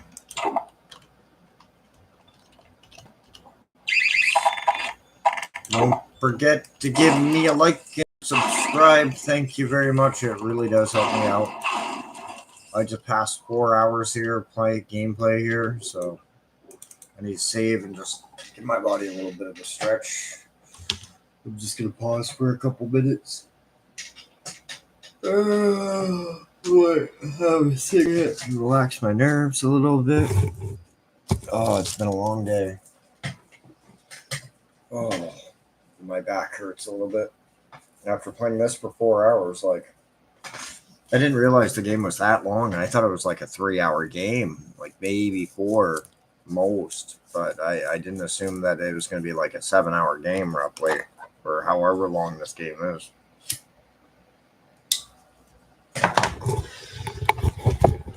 I think the game's a little too long for what it is. Like, it's a good game, but it's definitely not as long as Half-Life 1. Half-Life 1 is like really long. What the hell? Like, that's a big game flaw there. You should be able to shoot them and they start smoking or something. What's in here?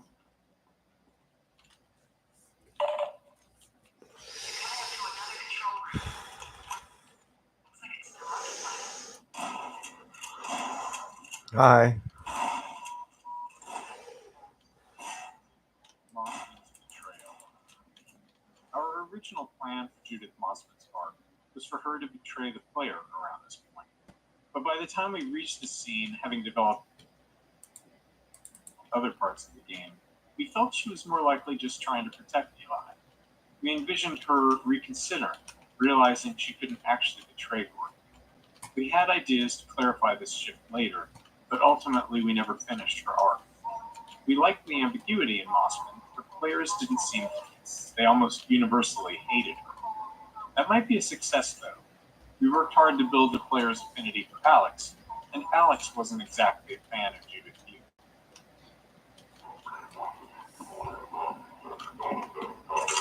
I actually almost feel traitor. I want to have to catch up with you to get access to them. I'm picking up a lot of successful letters. We'll look forward till I get there.